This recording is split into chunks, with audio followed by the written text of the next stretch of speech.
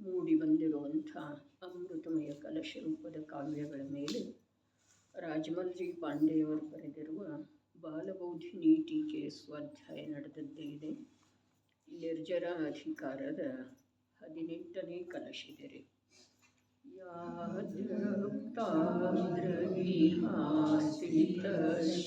ವಶತೋ ಯಶ್ಯ ಸ್ವಭಾವೋ ಧಿಯಃ ಕರ್ತುಂ ನೈಷ ಕಥಂಚನಾಪಿ ಪರೈರ್ ಅನ್ಯಾದೃಶಂ ಶಕ್ಯತೆ ಅಜ್ಞಾನಂ ನ ಕದಾಚನಾಪಿ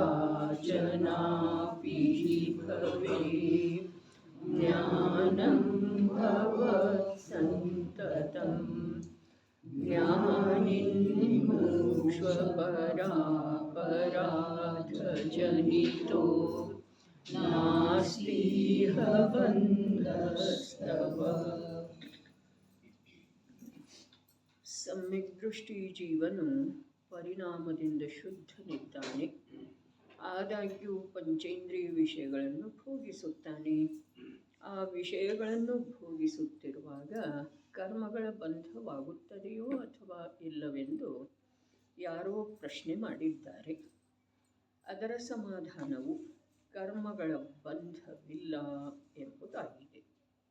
ಜ್ಞಾನಿನ್ ಮುಕ್ಷ್ವಃ, ಎಲೈ ಸಮ್ಯಕ್ ದೃಷ್ಟಿ ಜೀವನೇ, ಕರ್ಮದ ಉದಯದಿಂದ ಪ್ರಾಪ್ತವಾಗಿರುವಂಥ ಯಾವ ಭೋಗ ಸಾಮಗ್ರಿಗಳಿವೆ ಅವುಗಳನ್ನು ಭೋಗಿಸುತ್ತಿದ್ದರೆ ಭೋಗಿಸು. ಆದರೂ ಕೂಡ ನಿನಗೆ ಜ್ಞಾನಾವರಣಾದಿ ಕರ್ಮಗಳ ಆಗಮನವು ಇರುವುದಿಲ್ಲ. ನೋಡ್ರಿ, ಪರಿಣಾಮದೊಳಗ ಯಾವ ಇನ್ನೂ ಪರದ ಕಡೆಗಿನ ಕೆಲವು ಅಂಶದ ರುಚಿ ಇದೆಯಲ್ಲ, ಆ ರುಚಿಯುಕ್ತ ಪರಿಣಾಮಕ್ಕೆ ಒಂದು ರೀತಿಯಿಂದ ಜ್ಞಾನ ಸಂಬೋಧನೆ ಮಾಡ್ತಾ ಇದೆ. ನೋಡಪ್ಪ, ಇಲ್ಲಿ ಇಂಥ ಮಹಾನ ಸುಖ, ಈ ಸಂಪೂರ್ಣ ನಿಧಿ ನಿನ್ನದೇ ಇದೆ. ಆದ್ರೂ ಕೂಡ ನೀನು ಪರದ ಕಡೆಗೆ ನೋಡ್ತೇನಂದ್ರೆ ನೋಡು, ನೀನು ಪರದಲ್ಲಿರುವಂಥ ಸುಖವನ್ನೇ ಭೋಗಿಸ್ತೇನಂದ್ರೆ ಚೀಪಿ ಬಿಟ್ಟಿರುವಂಥ ಕಬ್ಬಿನ ಶಿಪ್ಪಿ ಇದೀರಿ, ಅದನ್ನೇ ಶೀಪ್ತೇನೋ ಅಂದಿ ಅಂತಂದ್ರೆ ಅದೇನಿಲ್ಲ, ಶೀಪಿ ನೋಡು ನೀ. ಅದ್ಭುತ ಮಾತೈತಿ. ಜ್ಞಾನದೊಳಗ ಸಮ್ಯಕ್ತನ ಬಂದ ನಂತರ ಕೂಡ ಶ್ರದ್ಧೆ ಸ್ವಭಾವದೊಳಗೆ ಸ್ಥಿರವಾಗಿ ನಿಂತ ನಂತರ ಕೂಡ ಪರಿಣಾಮದೊಳಗೆ ಅಶುದ್ಧತೆ ಇದೆಯಲ್ಲ, ಅದರ ಕುರಿತಾಗಿ ಯಾವುದೇ ರೀತಿಯ ಕ್ರಮ ತಕ್ಕೊಳ್ಳುವಂಥ ಭಾವ ಜ್ಞಾನಕ್ಕೆ ಬರುವುದಿಲ್ಲಲ್ಲ, ಅದರ ಹೆಸರು ಸಾಮ್ಯ ಭಾವ. ಜ್ಞಾನದೊಳಗ ಎರಡೆರಡು ಮೂರು ಸಲ ರಿಪೀಟ್ ಆಗ್ತಿದೆ. ಆದರೆ ನನಗೆ ಅದರದ ಸ್ಪಷ್ಟೀಕರಣ ಬೇಕಲ್ಲ. ಜ್ಞಾನದೊಳಗ ಸಮ್ಯಕ್ತನ ಬಂದ ನಂತರ ಕೂಡ ಶ್ರದ್ಧೆ ಸ್ವಭಾವದೊಳಗೆ ಸ್ಥಿರವಾಗಿ ನೆಲೆಗೊಂಡ ನಂತರ ಕೂಡ ಉತ್ಪನ್ನಧ್ವಂಸಿ ಯಾವ ಭಾವಗಳಿದ್ದಾವೆ ಅವುಗಳಲ್ಲಿ ಇನ್ನೂ ಸ್ವಭಾವಕ್ಕೆ ಸಮರ್ಪಿತ ಆಗುವಂಥದ್ದು ಯೋಗ್ಯತೆ ಇಲ್ಲ ಅಂದಮೇಲೆ ಜ್ಞಾನ ಅದಕ್ಕೆ ಸಂಬಂಧಿಸಿದ ಹಾಗೆ ಯಾವುದೇ ಕ್ರಮ ಕೈಗೊಳ್ಳುವಂಥ ಅವಶ್ಯಕತೆ ಇಲ್ಲ. ಯಾವುದೇ ಕ್ರಮ ಕೈಗೊಳ್ಳದೆ ಪನಿಷ್ಮೆಂಟ್ ಕೊಡದೇ ಇರುವಂಥ ಕೊಡುವ ಭಾವ, ಕೊಡುವ ವಿಕಲ್ಪ ಜ್ಞಾನದೊಳಗ ಆಗದೇ ಇರುವುದೇನಿದೆ ಅದು ಸಾಮ್ಯ ಭಾವ. ಪ್ರವಚನ ಸಾರದೊಳಗ ಪ್ರಾರಂಭದಲ್ಲಿನ ಪಂಚ ಮಂಗಲಾಚರಣೆಯ ಗಾಥೆಗಳ ಆದ ನಂತರ ಅದೇ 5ನೇ ಗಾಥೆಯ ಕೊನೆಯ ಪಾದ, ಉತ್ತರಾರ್ಧದ ಕೊನೆಯ ಪಾದದೊಳಗ ಸಾಮ್ಯ ಭಾವಕ್ಕೆ ಪ್ರಾಪ್ತ ಆಗ್ತೇನೆ ಅಂತ ಹೇಳಿ. ಅರ್ಥಾತ್ ಸಮ್ಯಕ್ ಜ್ಞಾನದ ಪ್ರಾಪ್ತಿಯಾಗಿ ಎಷ್ಟೋ ಕಾಲ ಕಳೆದರನ್ನು ಕೂಡ ಒಂದು ಅಂಶ ಕೂಡ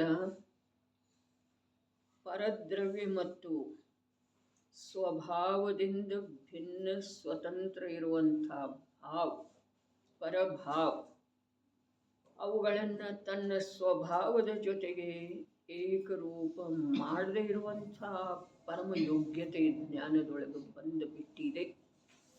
ಆದರನೂ ಕೂಡ ಆ ಜ್ಞಾನಕ್ಕ ಆ ಪರಪ್ರಕಾಶಿತ ಸ್ವಭಾವದೊಳಗ ಪರದ್ರವ್ಯ ಕಾಣಿಸ್ತಾ ಇಲ್ಲ, ಆದರೆ ಪರಭಾವ ಕಾಣಿಸ್ತಾ ಇದ್ದಾವಲ್ಲ. ಆ ಪರಭಾವಗಳನ್ನು ನೋಡದೇ ಇರುವ ರೂಪದ ಉಗ್ರ ಪುರುಷಾರ್ಥಕ್ಕ ಸಾಮ್ಯ ಭಾವ ಅಂತಾರೆ.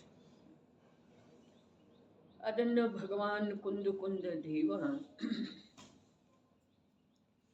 ವಿದೇಹ ಗಮನದಿಂದ ಮರಳಿ ಬಂದ ಮೇಲೆ ಅಲ್ಲಿ ಯಾವ ಸಾಕ್ಷಾತ್ ಸೀಮಂಧರ ಪರಮಾತ್ಮನನ್ನ ನೋಡಿದ್ದರೋ ಆ ಒಂದು ಅಂತರ್ಲೀನ ದಶೆ ಏನಿತ್ತು ಜ್ಞಾನದ, ಅದರದ ಅಭ್ಯಾಸದೊಳಗ ಈಗ ಭರತ ಕ್ಷೇತ್ರದೊಳಗ ಪನ್ನೂರು ಮಲೈ ಬೆಟ್ಟದ ಮೇಲೆ ಬಂದು ಕೂತ ಯಾವ ಪ್ರವಚನ ಸಾರ್ ಯಾವ ದಿವ್ಯಧ್ವನಿಯ ಸಾರ ಶುದ್ಧಾತ್ಮ ಇದ್ದಾನೆ. ದಿವ್ಯಧ್ವನಿಯ ಸಾರದ ರಚನೆ ಮಾಡಿದ್ರು ಹೀಗೆ ಮಾತಿಲ್ಲ. ಯಾಕೆ ಅಂತಂದ್ರೆ ದಿವ್ಯಧ್ವನಿಯೊಳಗೆ ನಿಸ್ಸಾರ ಮತ್ತೇನು ಇರುವುದಿಲ್ಲರಿ. ದಿವ್ಯಧ್ವನಿಯ ಸಾರ ಶುದ್ಧಾತ್ಮ, ಅದನ್ನೇ ಬಿಡಿಸಿ ಹೇಳಿದರು. ದಿವ್ಯಧ್ವನಿಯ ಸಾರ ಜ್ಞಾನ ತತ್ವ, ದಿವ್ಯಧ್ವನಿಯ ಸಾರ ಆ ಜ್ಞಾನ ತತ್ವವನ್ನು ಜ್ಞೇಯವನ್ನಾಗಿಸಿಕೊಳ್ಳೋದು, ದಿವ್ಯಧ್ವನಿಯ ಸಾರ ಚರಣಾನುಯೋಗ. ಈ ಪ್ರಕಾರ ಪ್ರವಚನ ಸಾರ ಗ್ರಂಥದ ರಚನೆ ಮಾಡಿರುವಂಥ ಆಚಾರ್ಯ ಭಗವಂತರ ಆ ಜ್ಞಾನ ತತ್ವವನ್ನು, ಆ ಜ್ಞೇಯ ತತ್ವವನ್ನು, ಆ ಚರಣಾನುಯೋಗವನ್ನು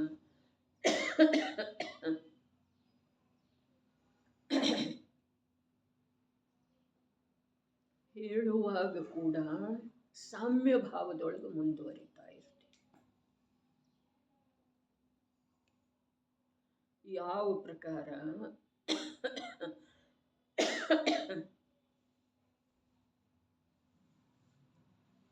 ಸ್ವ ಅನುಭೂತಿಯಿಂದ ಪ್ರಕಾಶಿತ ಇದೆ ಶುದ್ಧಾತ್ಮ ಚಿತ್ ಸ್ವಭಾವ ಭಾವ ಅಂಥೇಳಿ ಹೇಳಿದ ನಂತರ ಟೀಕೆ ಬರೆಯುವ ಯಾವ ವಿಕಲ್ಪ ಇತ್ತೋ ಆ ವಿಕಲ್ಪದ ಫಲ ವಿಕಲ್ಪದ ಸಂಪೂರ್ಣ ಪರಿಹಾರ. ತಿಳಿತಾ ಇದೆಯಲ್ಲ? ಟೀಕೆ ಬರೆಯುವ ಯಾವ ವಿಕಲ್ಪ ಚಿತ್ ಸ್ವಭಾವಾಯ ಭಾವಾಯ ಅಂಥೇಳಿ ಹೇಳಿದ್ರಲ್ಲ ಮಂಗಲಾಚರಣೆ, ಅದರ ಸ್ವಾನುಭೂತಿಯಿಂದ ಪ್ರಕಾಶಿತ ಆಗ್ತಿದೆ ಅನ್ನುವುದರ ಸ್ವೀಕಾರ ಮಾಡಿ, ಅದರ ಸ್ವೀಕಾರ ಮಾಡಿದ ನಂತರ ಕೂಡ ಇದು ಕಾರ್ಯ ಆಗೋದಿತ್ತರಲ್ಲ, ಏನ ಆತ್ಮಖ್ಯಾತಿ ಟೀಕೆಯ ರಚನೆ ಆಗೋದಿತ್ತಲ್ಲ. ಅರೆ ಭವ್ಯ ಜೀವರುಗಳದ್ದ ಭಾಗ್ಯದ ಉದಯದ ಸಲುವಾಗಿ ನಿಮಿತ್ತ ಆಗುವಂಥ ಇಂಥ ಒಂದು ಅದ್ಭುತ ಟೀಕೆಯ ರಚನೆ ಆಗೋದಿತ್ತಲ್ಲ. ಆ ಟೀಕೆಯ ರಚನೆಯ ವಿಕಲ್ಪ ಏನು ಆಚಾರ್ಯ ದೇವರಿಗೆ ಬಂದದ್ದು ಇದೆಯೋ ಆ ವಿಕಲ್ಪದ ಫಲ ಟೀಕೆ ಬರೆಯೋದಲ್ಲ. ಟೀಕೆ ಬರೆಯುವ ವಿಕಲ್ಪ ಏನು ಆಚಾರ್ಯ ದೇವರಿಗೆ ಬಂದದ್ದು ಇದೆಯೇ ಆ ವಿಕಲ್ಪದ ಫಲ ಟೀಕೆ ಬರೆಯೋದು ಅಲ್ಲ. ಹಾಗಾದರೆ ಏನು ಟೀಕೆ ಬರೆಯೋದು ವಿಕಲ್ಪ ಬಂದಿದೆ ಅಂದಮೇಲೆ ಟೀಕೆ ಬರೆಯೋದನ್ನ ಅದರ ಫಲ ಇರೋದಿಲ್ಲ ಅಲ್ಲ. ಅದರ ಸಂಪೂರ್ಣ ವಿಕಲ್ಪಗಳದ್ದು ಸರ್ವಥಾ ಪರಿಹಾರ ಆಗಿ ಹೋಗೋದು. ಮಮ ಪರಮ ವಿಶುದ್ಧಿ, ಪರಮ ವಿಶುದ್ಧಿಯೊಳಗೆ ವಿಕಲ್ಪ ಯಾವುದರದ್ದಿರ್ತಿದೆ? ಯಾವುದಕ್ಕೂ ಇಲ್ಲ. ನಿರ್ವಿಕಲ್ಪ, ಪೂರ್ಣ ರೂಪದಿಂದ ನಿರ್ವಿಕಲ್ಪತೆಯನ್ನ ಬಯಸಿ ಟೀಕೆಯ ವಿಕಲ್ಪದ ಪರಿಹಾರ ಮಾಡಿದಾರೆ ಅವರ. ಎಂಥ ಅದ್ಭುತ ಜೀವನ ಇರ್ತಿದೆ. ಅಂಥ ಅದ್ಭುತ ಜೀವನದೊಳಗ ಎಂಥ ದಿವ್ಯ ಕೊಡುಗೆಗಳ ಭವ್ಯ ಜೀವರುಗಳ ಸಲುವಾಗಿ ಕೊಡಲ್ಪಡ್ತವೆ, ನಿರ್ಮಿಸಲ್ಪಡ್ತವೆ. ಈ ಭವ್ಯ ಜೀವರುಗಳ ಅದನ್ನು ಯಾವ ಒಂದು ದಿವ್ಯ ಕೃತಿ ಇದಾವಲ್ಲ, ಆ ಕೃತಿಗಳ ಆಂತರ್ಯದೊಳಗ ಅಡಗಿರುವಂಥ ಆಚಾರ್ಯ ಭಗವಂತರ ಯಾವ ವಿಕಲ್ಪ ನಿರ್ವಿಕಲ್ಪ ವಿಕಲ್ಪ ನಿರ್ವಿಕಲ್ಪದ ಮಧ್ಯದೊಳಗಿನ ಪವಿತ್ರ ಜೀವನ ಇದೆಯಲ್ಲ, ಅದನ್ನು ಕಂಡುಕೊಳ್ಳುವಂಥದ್ದು ಒಂದು ಯೋಗ್ಯತೆ ಯಾವ ಭವ್ಯಾತ್ಮನಲ್ಲೇ ಇದೆಯೋ ಆ ಭವ್ಯಾತ್ಮ ನಿಯಮದಿಂದ ಅದೇ ಮಾರ್ಗದೊಳಗೆ ಅಲ್ಪ ಸಮಯದೊಳಗೆ ಹೋಗ್ತಾರೆ.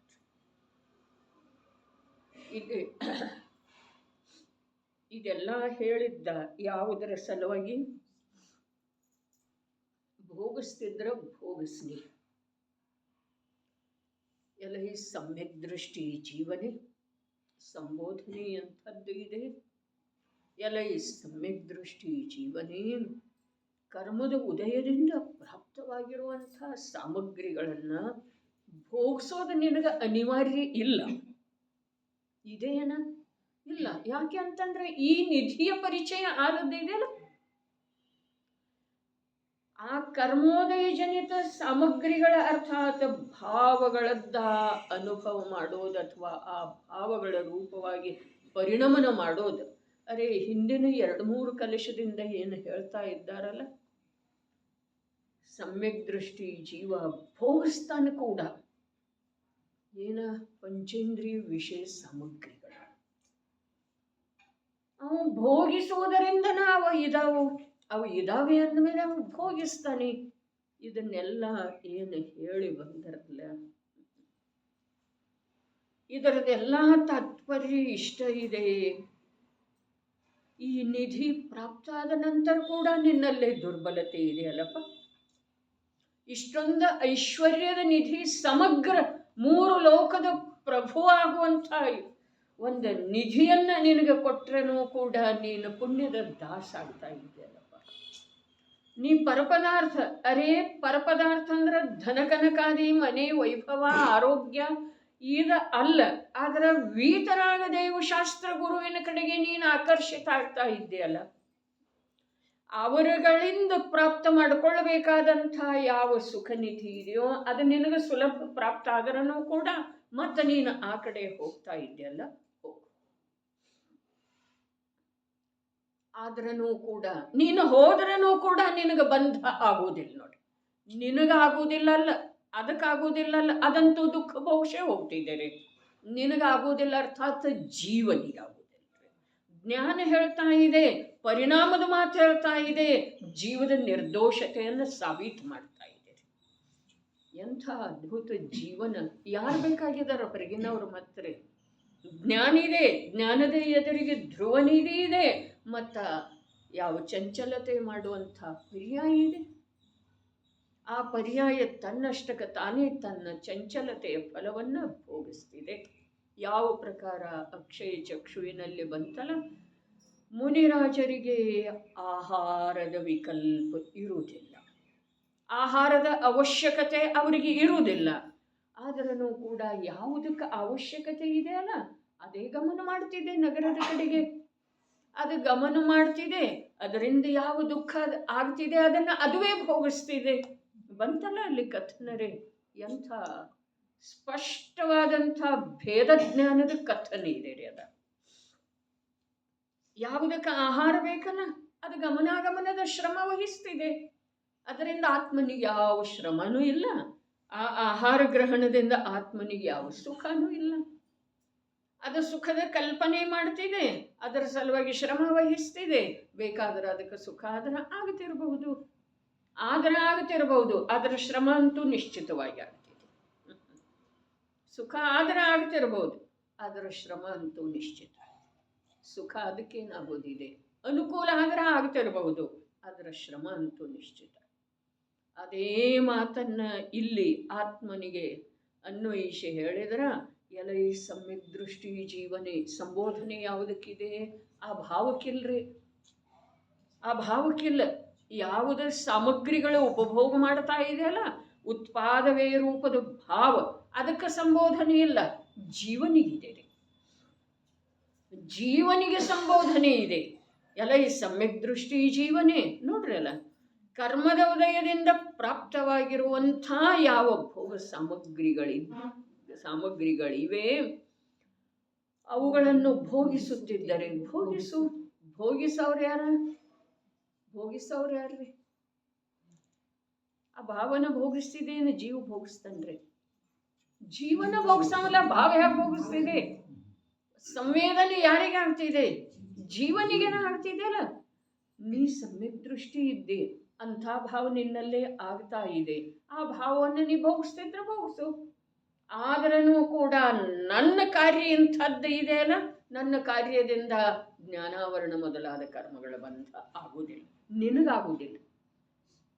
ನೀನು ಅನಾದಿ ಸಂಸ್ಕಾರದಿಂದ ನಿನ್ನ ದುರ್ಬಲತೆಯ ಫಲಸ್ವರೂಪವಾಗಿ ಯಾವ ಅಶುದ್ಧ ಭಾವಗಳ ಆಗ್ತಾವೆಯೋ ಅವುಗಳ ಫಲವನ್ನ, ಅವುಗಳ ಸಂವೇದನವನ್ನ ನೀನು ಮಾಡ್ತಿದ್ರೆ ಮಾಡ. ಆದ್ರೆ ನನ್ನ ಕಾರ್ಯ ಇಂಥದ್ದಿದೆ ಅಲ್ಲ, ನಾನು ಜ್ಞಾನಾವರಣಾದಿ ಕರ್ಮಗಳ ಬಂಧ ಆಗುವುದಿಲ್ಲ. ಅರ್ಥಾತ್ ನಾನು ಅದನ್ನು ಸುಖ, ಅದನ್ನು ನನ್ನ ಸ್ವರೂಪ ಅಂಥೇಳಿ ತಿಳ್ಕೊಳ್ಳೋದಿಲ್ಲ. ನೀ ಭೋಗಿಸ್ತಿದ್ರೆ ಭೋಗಿಸವ್ರು ಯಾರ? ಜೀವ ಅಂದ್ರೆ ಜೀವದೊಳಗೆ ಭೋಗಿಸುವಂಥದ್ದು ಯಾವ ಶಕ್ತಿ ಇದೆ? ಅರೆ ಸಂವೇದನ ಶಕ್ತಿ ಜೀವದ್ದು ಇದೆಯಲ್ಲ, ಆ ಸಂವೇದನ ಶಕ್ತಿ ಜೀವದ್ದು ಇರುವಾಗ ಕೂಡ ಚೈತನ್ಯ ಸಾಮರ್ಥ್ಯದ ಅಂಶವೇ ಆ ಸಂವೇದನ ಶಕ್ತಿ ಇದ್ರೂ ಕೂಡ ಚೈತನ್ಯದ ಕಾರ್ಯ ಆ ಸಂವೇದನ ಶಕ್ತಿಯ ಜೊತೆಗೆ ಏಕರೂಪ ಆಗುವುದಿಲ್ಲ. ಬಹಳ ಅದ್ಭುತ ಮಾತು. ಇದಕ್ಕೆ ತೀಕ್ಷ್ಣ ಅಂತಾರೆ, ಇದಕ್ಕೆ ಸೂಕ್ಷ್ಮ ಅಂತಾರೆ. ಎಲ್ಲಕ್ಕಿಂತ ಸೂಕ್ಷ್ಮ, ಪರಿಣಾಮ ಇಲ್ಲ, ಅದರ ಜ್ಞಾನ ಇದೆ ರೀ. ಪರಿಣಾಮ ಒಂದು ಸಮಯದ ವ್ಯಕ್ತ ಇದೆ, ಧ್ರುವ ದ್ರವ್ಯ ತ್ರಿಕಾಲಿ ಅವ್ಯಕ್ತ ಇದೆ. ಆದ್ರೆ ಆ ವ್ಯಕ್ತ ಏನೇನು ಮಾಡ್ತಿದೆಯೋ, ಅವ್ಯಕ್ತದ ಜೊತೆಗೆ ಎಂಥ ವ್ಯವಹಾರ ಮಾಡ್ತಿದೆ, ಅವ್ಯಕ್ತ ಆ ವ್ಯಕ್ತದ ಅನುಭವವನ್ನು ಎಷ್ಟಂಶದಿಂದ, ಯಾವ ರೂಪದಿಂದ, ಯಾವ ಸಮಯದೊಳಗೆ ಮಾಡ್ತಿದೆ, ಅದನ್ನೆಲ್ಲ ತಿಳಿತಿದೆ ಈ ಜ್ಞಾನ. ಅದಕ್ಕೆ ಜಗತ್ತಿನೊಳಗೆ ಸೂಕ್ಷ್ಮ ಯಾವುದರ ಇದೆ ಅಂತಂದ್ರ ಯಾವ್ದ? ಎಂಥ ಜ್ಞಾನ? ಸಮ್ಯಕ್ ಜ್ಞಾನ ರೀ, ಅಂತರ್ಮುಖ ಜ್ಞಾನ ರೀ. ದ್ರವ್ಯ ಪರ್ಯಾಯಗಳ ಮಧ್ಯದೊಳಗಿನ ಭೇದವನ್ನು ಸ್ಪಷ್ಟ ರೂಪದಿಂದ ಯಾವುದು ತಿಳಿತಿದೆಯೋ ಆ ಜ್ಞಾನ ರೀ. ಜ್ಞಾನ ಅಂದ್ರೆ ನಮ್ಮಲ್ಲೇನೂ ಇದೆ ಅಲ್ಲ, ಅದು ಜ್ಞಾನನೇ ಇಲ್ರಿ. ಅರೇ ಪ್ರವಚನ ಸಾರದ ಕೆಲಸ ನಡೆದದ್ದು ಇದೆ, ಅಲ್ಲಿ ಹೇಳ್ತಾರೆ ಜ್ಞಾನ ಅಂಥೇಳಿ ಯಾವುದಕ್ಕೆ ಹೇಳೋದು? ಅರೇ ಆತ್ಮ ಆತ್ಮ ಅಂಥೇಳಿ ಲೋಕದ ಜನರೆಲ್ಲ ಹೇಳ್ತಾರೆ. ಆದ್ರೆ ಆತ್ಮ ನಿಜವಾಗಿ ಯಾರು? ಯಾವ ತ್ರಿಕಾಲಿ ಜ್ಞಾನ, ಸಂಪೂರ್ಣ ಜ್ಞಾನ, ಜ್ಞಾನ ಜ್ಞಾನ ಮಾತ್ರ ಇರುವಂಥ ಯಾವ ವಸ್ತು ಇದೆಯೋ ಆ ವಸ್ತುವಿನಲ್ಲೇ ಅಭೇದ ರೂಪವಾಗಿ ವರ್ತಿಸುವಂಥ ಜ್ಞಾನ ಏನಿದೆಯಲ್ಲ, ಪ್ರಗಟ ಜ್ಞಾನ, ಆ ಜ್ಞಾನಯುಕ್ತ ಯಾವ ವಸ್ತು ಇದ್ದಾನೋ ಅವನು ಜೀವಿತ. ನಾವು ಶಾಸ್ತ್ರಜ್ಞಾನಕ್ಕೂ ಜ್ಞಾನ ಅಂತೇವೆ, ವಾಕ್ಚಾತುರ್ಯಕ್ಕೂ ಜ್ಞಾನ ಅಂತೇವೆ, ಮೋಸ ವಂಚನೆಗಳಿಗೆ ಉಪಯೋಗ ಆಗೋದನ್ನು ಜ್ಞಾನ ಅಂತೇವೆ. ಅದು ಮಾತಾಗಿರುವುದಿಲ್ಲ. ಇದನ್ನು ಸರ್ವಜ್ಞರ ಶಾಸನದೊಳಗ ಬರುವಂಥ ಭವ್ಯ ಜೀವ, ಸರ್ವಜ್ಞರ ಶಾಸನವನ್ನು ನಂಬುವಂಥ ಭವ್ಯ ಜೀವನ ತಿಳಿಯೋ ಸಾಧ್ಯ ಇದೆ. ನಾಟಕ ಮಾಡುವಂಥ ಜೀವರುಗಳು ತಿಳಿಯೋದು ಸಾಧ್ಯ ಇಲ್ಲ. ಇದು ಪದೇ ಪದೇ ಹೇಳೋದು ನಾಟಕ ಅನ್ನುವಂಥ ಶಬ್ದ ನಿಜವಾಗಿ ಬಹಳಷ್ಟು ಖೇದವನ್ನು ಅಂತರಂಗದೊಳಗೆ ಮಾಡಿಸಿ ಬರ್ತಿದ್ದೀರಿ. ಆ ಶಬ್ದ ಏನಿದೆ, ಎಷ್ಟು ಪ್ರಕಾರದ ನಟನೆಯೊಳಗ ಈ ಜೀವ ಅರೇ ನೀ ನಟ ನಾಗರ ಇದ್ದಿ, ಆದ್ರೆ ಸುಮತಿ ರೂಪದ ನಟಿಯ ಜೊತೆಗೆ ನಟನೆ ಮಾಡ್ತಾ ಹೋಗ್ನಿ, ನೀ ಸುಂದರ ಜೀವನ ಆಗ್ತಿದೆ ಅಂತ ಹೇಳ್ತಾರೆ. ಸುಮತಿ ನಮ್ದು ಕುಮತಿಯ ಜೊತೆಗಿದೆ ರೀ. ಕುಮತಿಯ ಜೊತೆಗೆ ಅಭಿನಯ ನಮ್ಮದು ನಿರಂತರ ನಡೆದಂತೆ ಇದೆ. ಸುಮತಿಯ ಜೊತೆಗೆ ನೀನು ಅಭಿನಯ ಮಾಡ್ತಾ ಹೋಗು.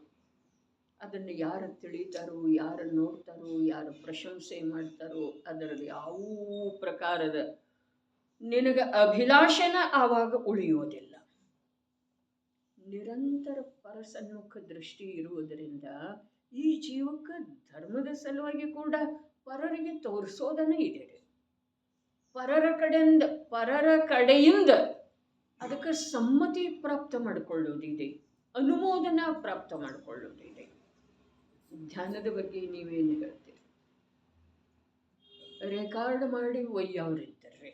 ಇವರ ಅಭಿಪ್ರಾಯ, ಯಾರ ಧ್ಯಾನದ ಕ್ಲಾಸ್ ನಡೆಸ್ತಾರೆ, ಧ್ಯಾನದ ಶಿಬಿರ ತಗೊಳ್ತಾರೆ, ಧ್ಯಾನದ ಮೂಲಕ ಲೋಕದೊಳಗೆ ಪ್ರಸಿದ್ಧಿಯನ್ನ ಪಡೆದಿದ್ದಾರ, ಅವರಿಗೆ ಇವ್ರದ್ದು ಯಾತಕ್ಕೆ ಬೇಕ್ರಿ ಸರ್ಟಿಫಿಕೇಟ್? ಅರೇ ಧರ್ಮಾತ್ಮನಿಗೆ ಸರ್ವಜ್ಞರ ವಚನದ್ದು ಕೂಡ ಸರ್ಟಿಫಿಕೇಟ್ ಬೇಕಾಗುವುದಿಲ್ರಿ. ಆದ್ರ ಸರ್ವಜ್ಞರ ವಚನದಿಂದ ಸದೈವ ಪ್ರಭಾವಿತ ಇರ್ತಾನ್ರಿ. ಸರ್ಟಿಫಿಕೇಟ್ ಬಯಸುವುದಿಲ್ಲ, ಪ್ರಭಾವಿತ ಇರ್ತಾನ್ರಿ, ಪ್ರಮೋದಿತ ಇರ್ತಾನೆ. ಸರ್ವಜ್ಞರ ವಚನದ ಜೊತೆಗೆ ಜ್ಞಾನಿ ಪುರುಷಂದ, ಧರ್ಮಾತ್ಮ ಪುರುಷಂದ ಎಂಥ ನೆಂಟು ಇದೆ ಅನ್ನೋದ ಅಜ್ಞಾನಿಗಳೇನು ತಿಳಿಸ್ತಾರೆ. ನೀ ಭೋಗಿಸ್ತಿದ್ರು ಭೋಗಿಸ್. ಯಾರಿಗೆ ಹೇಳಿದ್ರು? ಯಾರಿಗೆ ಹೇಳಿತ ಸಮ್ಯಕ್ ಜ್ಞಾನ್ರಿ? ಸಮ್ಯಕ್ ದೃಷ್ಟಿ ಜೀವಕ್ಕೆ ಹೇಳಿದ್ರು. ಭೋಗಿಸ್ತಾರೆ ಯಾರ? ಜೀವ ಭೋಗಿಸ್ತಾನ್ರಿ. ಆ ಭಾವೇನು ಭೋಗಿಸ್ತಿದೆ? ಜೀವ ಭೋಗಿಸ್ತಾನ್ರಿ. ಏನನ್ನು ಭೋಗಿಸ್ತಾನೆ? ಭಾವವನ್ನು ಭೋಗಿಸ್ತಾನೆ. ಭಾವದ ಅನುಭವ ಜೀವನಿಗೆ ಅನಿವಾರ್ಯ ಇದೆ ರೀ. ಅದರಿಂದ ರಹಿತ ಇರೋ ಸಾಧ್ಯನೇ ಇಲ್ಲ.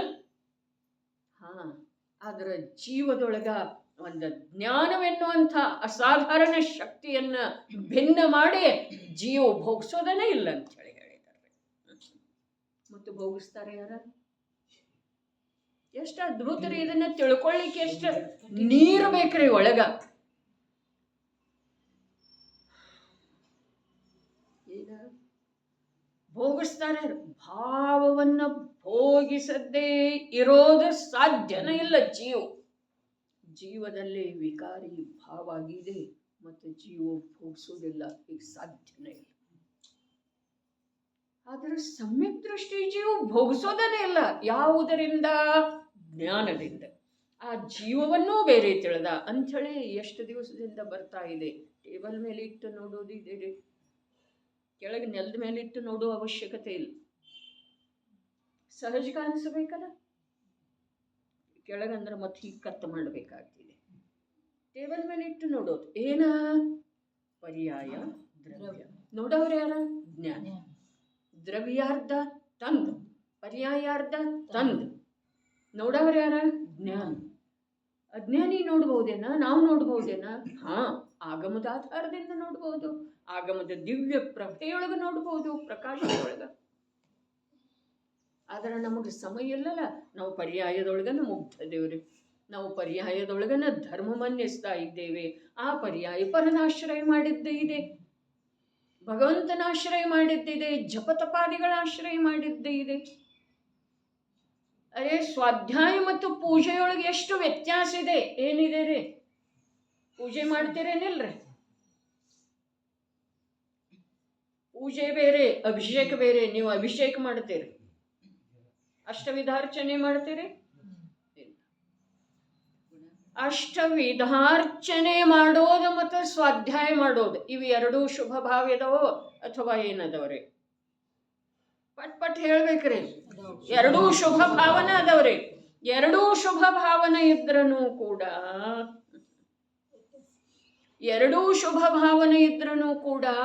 ಪೂಜೆಯೊಳಗ ಭಕ್ತ ಭಗವಂತನಿಗೆ ಹೇಳ್ತಾನ್ರಿ, ಸ್ವಾಧ್ಯಾಯದೊಳಗ ಭಗವಂತ ಭಕ್ತನಿಗೆ ಹೇಳ್ತಾನ್ರಿ. ಎರಡೂ ಶುಭ ಅದಾವ. ಎಲ್ಲಿ ಪರ ಇದೆ ಅಲ್ಲಿ ಶುಭ ಇದೆನರೇ. ಆದ್ರ ಇಲ್ಲಿ ಯಾವ ಶುಭ ಇದೆಯಲ್ಲ ಇದು ಉತ್ಕೃಷ್ಟ ಇದೆ ರೀ.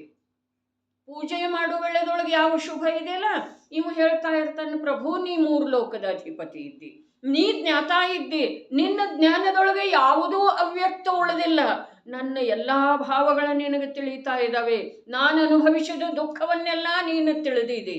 ಇದನ್ನೆಲ್ಲ ಹೇಳ್ತಾನ್ರಿ.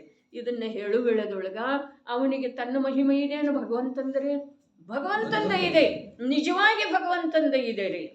ಆದರನೂ ಕೂಡ ಭಗವಂತನ ಮಹಿಮೆಯೊಳಗ ಯಾವ ಪುಣ್ಯ ಬಂದಾಗ್ತಿದೆಯಲ್ಲ ಅದಕ್ಕಿಂತ ಅಸಂಖ್ಯ ಗುಣಿತ ಪುಣ್ಯ ಭಗವಂತ ಹೇಳಿರುವ ಮಾತನ್ನ ಒಳಗಡೆ ಒಳಗಡೆ ಒಳಗಡೆ ಒಂದು ಜ್ಞಾನದ ಏಕಾಗ್ರತೆಯ ಮೂಲಕ ತಿಳಿಯುವುದು, ಪ್ರಯೋಗ ಮಾಡೋದು, ಚಿಂತನೆ ಮಂಥನ ಮಾಡೋದು, ಅವಲೋಕನೆ ಮಾಡುವುದರೊಳಗ ಅಸಂಖ್ಯ ಗುಣಿತ ಶುಭದ ಭಾರ ಇದೆ ರೀ, ಶುಭ ವಜನ್ದಾರ ಇದೆ. ಇನ್ನು ಇದಕ್ಕಿಂತ ಕೆಳಗೆ ಇಳಿದ ನಂತರ ಜಪ ಇದೆ ರೀ. ಜಪದೊಳಗೆ ಏನಿಲ್ರಿ. ಪೂಜೆ ಕೂಡ ದಿನ ಒಂದೇ ಮಾಡ್ತಾ ಇತ್ತು ಅಂತಂದ್ರೆ ಶಬ್ದ ಬರ್ತಾ ಇರ್ತವೆ, ಉಪಯೋಗ ಮತ್ತೆ ಮುನಿ ಮನಸಮ ಉಜ್ವಲ ನೀರ್ ಪ್ರಾಸುಖ ಗಂಧ ಭರ ಹೇಳ್ತಿದ್ದೀರಿ. ಶಬ್ದ ನಡೆದದ್ದೇ ಇರ್ತಿದೆ, ಮನಸ್ಸು ಮತ್ತೆ ಏನಾರೇ ಮಾಡ್ತಾ ಇರ್ತಿದೆ. ಅದಕ್ಕೇನು ಯಾವ ಪ್ರಕಾರದ ಬಂಧನ ಇಲ್ಲ, ಏನಾದರೂ ಮಾಡ್ತಾ ಇರ್ತಿದೆ. ಹಾಗೆ ಸ್ವಾಧ್ಯಾಯದೊಳಗಾಗೋದಿಲ್ಲ. ಸ್ವಾಧ್ಯಾಯ ಇದು ಸಂಯಮದ ಸಲುವಾಗಿ ಅತ್ಯಂತ ಉತ್ಕೃಷ್ಟ ಶುಭ ಭಾವ ಇದೆ. ಸಂಯಮ ಎಂಥದ್ದಂದ್ರ ಅನಾದಿ ಕಾಲದ ಸಂಸಾರ ಶರೀರ ಭೋಗಗಳ ಕಡೆಗೆ ಹರಿದು ಹೋಗ್ತಾ ಇರುವಂಥ ಉಪಯೋಗವನ್ನ ಸ್ವಭಾವದ ಕಡೆಗೆ ತರುವ ಸಲುವಾಗಿ ಯಾವ ಒಂದು ಉದ್ಯಮ ಇದೆಯಲ್ಲ ಅದು ಸಂಯಮ. ಆ ಸಂಯಮದ ಸಲುವಾಗಿ ಸ್ವಾಧ್ಯಾಯ ಅತ್ಯಂತ ಉತ್ಕೃಷ್ಟ ಶುಭ ಭಾವ ಇದೆ. ಅದರ ನಂತರ ಪೂಜೆ ಇದೆ, ಅದರ ನಂತರ ಜಪ ಇದೆ. ಆ ಜಪದೊಳಗೆ ನಿಜವಾಗಿ ಏನು ಪಾಠನ ಅದಾವಲ್ಲ, ಆ ಬೀಜ ಮಂತ್ರಗಳ ಕಂಠಸ್ಥನ ಅದಾವ್ರಿ. ಅದಕ್ಕೆ ವಿಚಾರ ಮಾಡೋದ, ನನಗೆ ಯಾವುದರಿಂದ ಅಧಿಕ ಲಾಭ ಆಗ್ತಿದೆ, ಯಾವ ಕಾರ್ಯದೊಳಗೆ ನಾನು ತೊಡಗಬೇಕು. ಪೂಜೆ ಮಾಡಬೇಡ್ರಿ ಅನ್ನುವಂಥ ಪಾಪ ಭಾವ ನಂದಿಲ್ರಿ, ಜಪ ಮಾಡಬೇಡ್ರಿ ಅನ್ನುವಂಥ ವಿಪರೀತ ಕಥನ ಮಾಡುವಂಥ ದಿಟ್ಟತೆ ನನ್ನಲ್ಲಿ ಇಲ್ಲ. ಅದರ ತಮಗೆ ಯಾವುದು ಲಾಭದಾಯಕ ಸಾಮಾನ್ಯ ಮಾತು ಹೇಳಿದ್ರೆ ಇದ ಯಾವುದರಿಂದ ಅಧಿಕ ಲಾಭ ಆಗ್ತಿದೆ, ಅರೆ ಭಗವಂತನ ಗುಣಗಾನ ಮಾಡುವುದರಿಂದ ಅಧಿಕ ಲಾಭ ಆಗ್ತಿದೆಯೋ, ಭಗವಂತನ ನಾಮಸ್ಮರಣೆಯಿಂದ ಅಧಿಕ ಲಾಭ ಆಗ್ತಿದೆಯೋ. ಟೋಡರ ಮಲ್ಲರ ಹೇಳಿದ್ರಲ್ಲ, ನಾಮ ಹೇಳೋದ, ಸ್ವರೂಪ ತಿಳಿಯೋದ ಹೇಳಿದಾರಲ್ಲ, ಇವೆಲ್ಲ ಒಂದಕ್ಕಿಂತ ಒಂದು ಲಾಭದಾಯಕ. ಮೊದಲನೇ ಅಧ್ಯಾಯದೊಳಗನೆ ಇದೆ ರೀ, ಅಪನಿ ಬಾತದೊಳಗೆ ಇದೆ ರೀ. ನಾಮ ಹೇಳೋದು, ಅರಹಂತ ಅನ್ನೋದು, ನಮೋ ಅರಹಂತ ನಮ್ ಅನ್ನೋದು, ಸಿದ್ಧ ಪ್ರಭು ಅನ್ನೋದು, ಅಶರೀರಿ ಪ್ರಭು ಅನ್ನೋದು, ಕೃತಕೃತ್ಯ ದೇವ ಅನ್ನೋದು, ತ್ರಿಲೋಕ ಪೂಜ್ಯ ಶಿರೋಮಣಿ ಸ್ವರೂಪದ ಭಗವಂತ ಅನ್ನೋದು, ಇವೆಲ್ಲ ಏನದವ್ರೆ ನಾಮ ಹೇಳೋದು, ಹೆಸರು ಹೇಳೋದು. ಮುಂದೆ ಸ್ವರೂಪ ತಿಳಿಯೋದು, ಆ ಹೆಸರಿನ ಸ್ವರೂಪ, ಅರಹಂತರ ಸ್ವರೂಪ, ಸಿದ್ಧರ ಸ್ವರೂಪ, ಮೂರು ಲೋಕದ ಚೂಡಾಮಣಿ ಅನ್ನುವಂಥ ಶಬ್ದದ ಸ್ವರೂಪ ತಿಳಿಯೋದು. ಇವು ಒಂದಕ್ಕಿಂತ ಒಂದು ಲಾಭದಾಯಕದು. ಹಾಗಾದ್ರೆ ಭಗವಂತರ ಗುಣಸ್ತುತಿ ಮಾಡೋದ, ಅವರ ಪ್ರಕಟ ಅವಸ್ಥೆಯ ಮಹಿಮಾ ಮಾಡೋದ, ಅವರ ವೀತರಾಗತೆಯನ್ನ ಲೋಕದೊಳಗೆ ಉತ್ಕೃಷ್ಟ ಸ್ವರೂಪ, ಉತ್ಕೃಷ್ಟ ನಿಧಿ ತನಗೆ ಪ್ರಾಪ್ತ ಆಗಿದೆ ಅಂಥೇಳಿ ಅದನ್ನು ಕೊಂಡಾಡೋದ, ಇದು ಒಂದು ಮಾತು ಇದೆ. ಅದಕ್ಕಿಂತ ಕೆಳಗಿಂದ ಬರೀ ಹೆಸರು ಹೇಳೋದಿದೆ. ಅದರ ನಂತರದ ಈ ಮಧ್ಯದ ಮಾರ್ಗವನ್ನು ಕೂಡ ಬಿಟ್ಟ ಮೇಲಿಂದ ಯಾವುದಿದೆ ಅಲ್ಲ, ಅದೇ ರೀ ಅಲ್ಲಿ ಪ್ರಗಟ ವ್ಯಕ್ತ ಸರ್ವಜ್ಞ ವೀತರಾಗ ತ್ರಿಲೋಕ ಪೂಜ್ಯ ಅನಂತ ಚತುಷ್ಟಯದೊಳಗೆ ವಿರಾಜಮಾನ ಇರುವಂಥ ಸಕಲ ಪರಮಾತ್ಮನ ಗುಣಗಾನ ಮಾಡೋದಿದೆ. ಇಲ್ಲಿ ಸ್ವಾಧ್ಯಾಯದೊಳಗ ಆ ಪರಮಾತ್ಮ ಹೇಳಿರುವಂಥ ತ್ರಿಕಾಲಿ ಧ್ರುವ ತತ್ವದ ಸಂಶೋಧನೆ ಮಾಡೋದಿದೆ. ಜೀವನದೊಳಗೆ ಸಿಗೋದು ಅಲ್ಪ ಸಮಯ, ಈ ಕಾಲದೊಳ ಅಲ್ಪಾಯುಷ್. ಚಿತ್ತದ ಏಕಾಗ್ರತೆ ಏನಿದೆ ಅದು ಅದಕ್ಕಿಂತ ಕಠಿಣ ಇದೆ. ಅದನ್ನು ಹಿಡಿದ ತರಬೇಕಂದ್ರೆ ಅದು ಹೋಗೇ ಇರ್ತಿದೆ. ಚಿತ್ತದ ಏಕಾಗ್ರತೆ ಅದಕ್ಕಿಂತ ಮೊದಲ ಸಮಯನ ಸಿಗೋದಿಲ್ಲ. ತಿನ್ನುವ, ಉಣ್ಣುವ, ಇಡುವ, ಉಡುವ, ತೊಡುವ, ಇನ್ನೊಬ್ಬರದ ಸೇವಾ ಶುಶ್ರೂಷೆ ಮಾಡುವ ಈ ಕಾರ್ಯದೊಳಗೆ ಮತ್ತೊಂದು ಹೆಚ್ಚಿನ ಕಾರ್ಯ ಏನಿದೆ ಇವಾಗ? ದೂರದ ಜನರ ಜೊತೆಗೆ ನಿರರ್ಥಕವಾದಂಥ ವಾರ್ತಾಲಾಪ, ನಿರರ್ಥಕವಾದಂಥದ್ದು. ಆವಾಗ ಜೀವನ ನಡೀತಿತ್ತು ಅಥವಾ ಎಲ್ಲ ಮೊದಲು ಒಂದು 10 ವರ್ಷದ ಮೊದಲು, 20 ವರ್ಷದ ಮೊದಲು ನಡೀತಿತ್ತು ಅಥವಾ ಇಲ್ಲ? ಆವಾಗ ಸುಖ ದುಃಖಾದಿಗಳದ್ದು ವಿನಿಮಯ ಆಗ್ತಿತ್ತು ಅಥವಾ ಇಲ್ಲ? ಯಾವಾಗ ಆಗ್ತಿತ್ತು? ಹೇಗಾಗ್ತಿತ್ತು? ಯಾವುದನ್ನು ನಾವು ಅನುಕೂಲತೆ ಅಂತೇವೆ, ಯಾವುದನ್ನು ನಾವು ವಿಜ್ಞಾನ ಅಂತೇವೆ, ಯಾವುದನ್ನು ನಾವು ನಮ್ಮ ಗೌರವ ಅಂಥೇಳಿ ತಿಳಿತೇವೆ, ಅವೆಲ್ಲ ನಮ್ಮತನವನ್ನೇ ಮುಗಿಸ್ತಾ ಇದ್ದಾವೆ. ನಮ್ಮ ಗೌರವ, ನಮ್ಮ ಧನ, ನಮ್ಮ ಐಶ್ವರ್ಯ, ಸರಿ, ಅವೆಲ್ಲ ನನ್ನ ತನವನ್ನೇ ಅಳಿಸಿ ಹಾಕ್ತಾ ಇದ್ದಾವೆ. ಏನಿದೆ ವಿಚಾರ ಒಂದೆಷ್ಟು ಮಾಡೋದ? ಈ ಜೀವನ ಎಷ್ಟು ಧನ್ಯ ಇದೆ, ಜ್ಞಾನ ಯಾವ ರೀತಿ ದೃಢವಾಗಿ ನಿಂತಿದೆ, ಜೀವಕ್ಕೆ ಸಂವೇದನ ಆಗ್ತಾ ಇದೆ. ಯಾವುದರದ? ಉತ್ಪಾದ ರೂಪ ಅಶುದ್ಧ ಭಾವದ್ದು. ಅಶುದ್ಧ ಅಥವಾ ಶುದ್ಧಾಶುದ್ಧ ಅನ್ನೋರ್ಲೆ ಬನಾರಸಿದಾಸರ ಅನುಸಾರ ಶುದ್ಧಾಶುದ್ಧ ಮಿಶ್ರ ಭಾವ ಅದರದ ಅನುಭವ ಆಗ್ತಾ ಇದೆ. ಯಾರಿಗೆ? ಜೀವನಿಗೆ. ಜ್ಞಾನಕ್ಕೇನಾಗ್ತಾ ಇದೆ? ಜ್ಞಾನ ಎಂಥ ಗಂಭೀರ ಇದೆ. ಜ್ಞಾನಕ್ಕೇನಾಗ್ತಾ ಇದೆ? ಜ್ಞಾನಕ್ಕೇನಾಗ್ತಾ ಇದೆ? ಜೀವದ ಸ್ವರೂಪ ಹೀಗಿದೆ. ಈ ಒಂದು ಸಮಯದ ಭಾವ ಈ ಪ್ರಕಾರ ವಿನಾಶಶೀಲ ಇದೆ. ಹಿಂದಿನ ಕಲಶದೊಳಗೆ ಬಂತಲ್ಲ, ವಿನಾಶಶೀಲ, ನಾಶವಂತದವು ಇವೆಲ್ಲ. ಇರುವಾಗರೆ ಇನ್ನೂ ಆಗಿಲ್ಲ, ಅವು ಕೂಡ ನಾಶವಂತದ. ಎಂಥ ಜ್ಞಾನದ ಯೋಗ್ಯತೆ! ಆಗಿ ಹೋದದ್ದು ನಾಶವಂತಲ್ಲ, ಬಿಟ್ಟು ಹೋಗಿದೆ ಬಾಲ್ಯಾವಸ್ಥೆ ಅಥವಾ ತರುಣಾವಸ್ಥೆ, ಅದು ನಾಶವಂತಲ್ಲ. ಈ ವೃದ್ಧಾವಸ್ಥೆ ನಾಶವಂತ ಇದೆ. ಆ ಬರುವಂಥ ಮರಣ ನಾಶಶೀಲ ಇದೆ. ಮರಣ ಸೋಲಕಬೇಕ್ರಿ, ಜೀವವನ್ನ ಸ್ಪರ್ಶ ಮಾಡುವ ಸಾಹಸನ ಮಾಡಬಾರ್ದದ. ಆ ಪ್ರಕಾರ ತತ್ವದ ನಿರ್ಣಯ ಆಗಬೇಕು ನಮ್ದು. ಯಾವುದರ ಸಲುವಾಗಿ ನಮಗೆ ನಿರ್ಭಾರ ಜೀವನ ಇದೆ ರೀ? ಮಕ್ಕಳೆಲ್ಲದ ಜೀವನ ಯಾವುದರ ಸಲುವಾಗಿ ಇದೆ? ಅರೇ ನನ್ನ ಕಲ್ಯಾಣ. ಮಕ್ಕಳದ್ದು ಮಾಡ್ತಾರೆ ಎಲ್ಲ ಜೀವರುಗಳು, ಎಲ್ಲ ಮನುಷ್ಯರು ಮಾಡ್ತಾರೆ. ಆದ್ರೆ ಮಕ್ಕಳಿಲ್ಲದ ಜೀವನ ಯಾವುದರ ಸಲುವಾಗಿದೆ? ಅರೇ ನನ್ನ ಸಲುವಾಗಿದೆ. ಅನಂತ ಕಾಲದೊಳಗೆ ಮಕ್ಕಳದ್ದು ಮಾಡಿ ಆಗಿದೆ. ಮಾಡ್ತಾ ಮಾಡ್ತಾ ಮಾಡ್ತಾ ಮಾಡ್ತಾ ಕೊನೆಗೊಂಡದ್ದು ಆದದ್ದು ಇದೆ. ಈ ನನ್ನ ಜೀವನ ಇಂಥ ಒಂದು ನಿರಾಕುಲ ಜೀವನ, ಇಂಥ ಒಂದು ಸುಂದರ ಜೀವನ. ಭವಾಂತರದಲ್ಲಿ ಯಾವ ಮಕ್ಕಳಿಗೂ ಜನ್ಮ ಕೊಡುವುದಿಲ್ಲ, ಭವಾಂತರದಲ್ಲಿ ಯಾರಿಗೂ ಮಕ್ಕಳಾಗುವುದಿಲ್ಲ, ನಾನು ಮಗುವಾಗಿ ಜನಿಸೋದಿಲ್ಲ. ಈ ಪ್ರಕಾರದ ಕಾರ್ಯ ಮಾಡುವ ಸಲುವಾಗಿ ಇಂಥವೆಲ್ಲ ಜೀವನ ವಿರಳ ಜನರಿಗೆ ಸಿಗ್ತವ್ರೆ. ಮುರುಗೇಶ್ವರ ವಿರಳ ಜನರಿಗೆ. ಎಲ್ಲರ ಹಾಗೆ ನೀವಿಲ್ಲ. ಯಾಕ? ನಮಗೆ ಮಕ್ಕಳಿಲ್ಲ. ಅರೇ ಎಲ್ಲರ ಹಾಗೆ ನಿಮ್ದು ಮಕ್ಕಳದ ಸೇವಾ ಮಾಡ್ತಾ ಮಾಡ್ತಾ ಜೀವನ ಕೊನೆಯಾಗುವಂಥ ದುರ್ಭಾಗ್ಯ ಇಲ್ಲ. ನಿಮ್ಮ ಜೀವನವನ್ನ ಉಜ್ವಲ ಮಾಡಿಕೊಳ್ಳುವಂಥ ಅವಕಾಶ ನಿಸರ್ಗ ಕೊಟ್ಟದ್ದು ಇದೆ.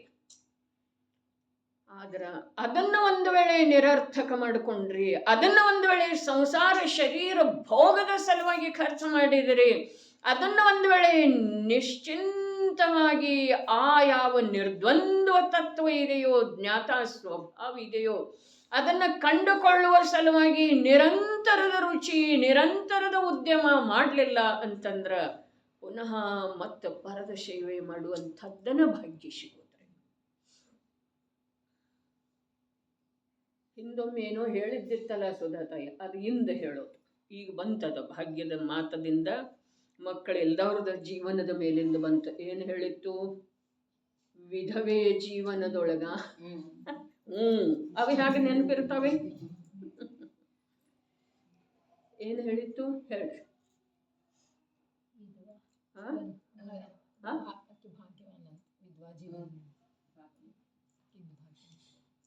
ಬಳೆ ಯಾಕೆ ತೆಗಿತಾರೆ?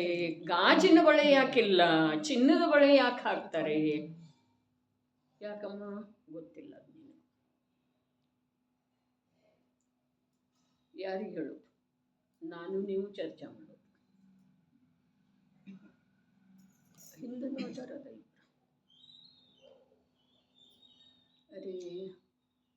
ಬರೇ ಭಯಾಕ್ರಾಂತ ಜೀವನ ಇರ್ತಿದೆ. ಭಯಾಕ್ರಾಂತ, ಎಷ್ಟು ನಿರ್ಭಯತೆ ನಟನೆ ಮಾಡಿದರನೂ ಕೂಡ,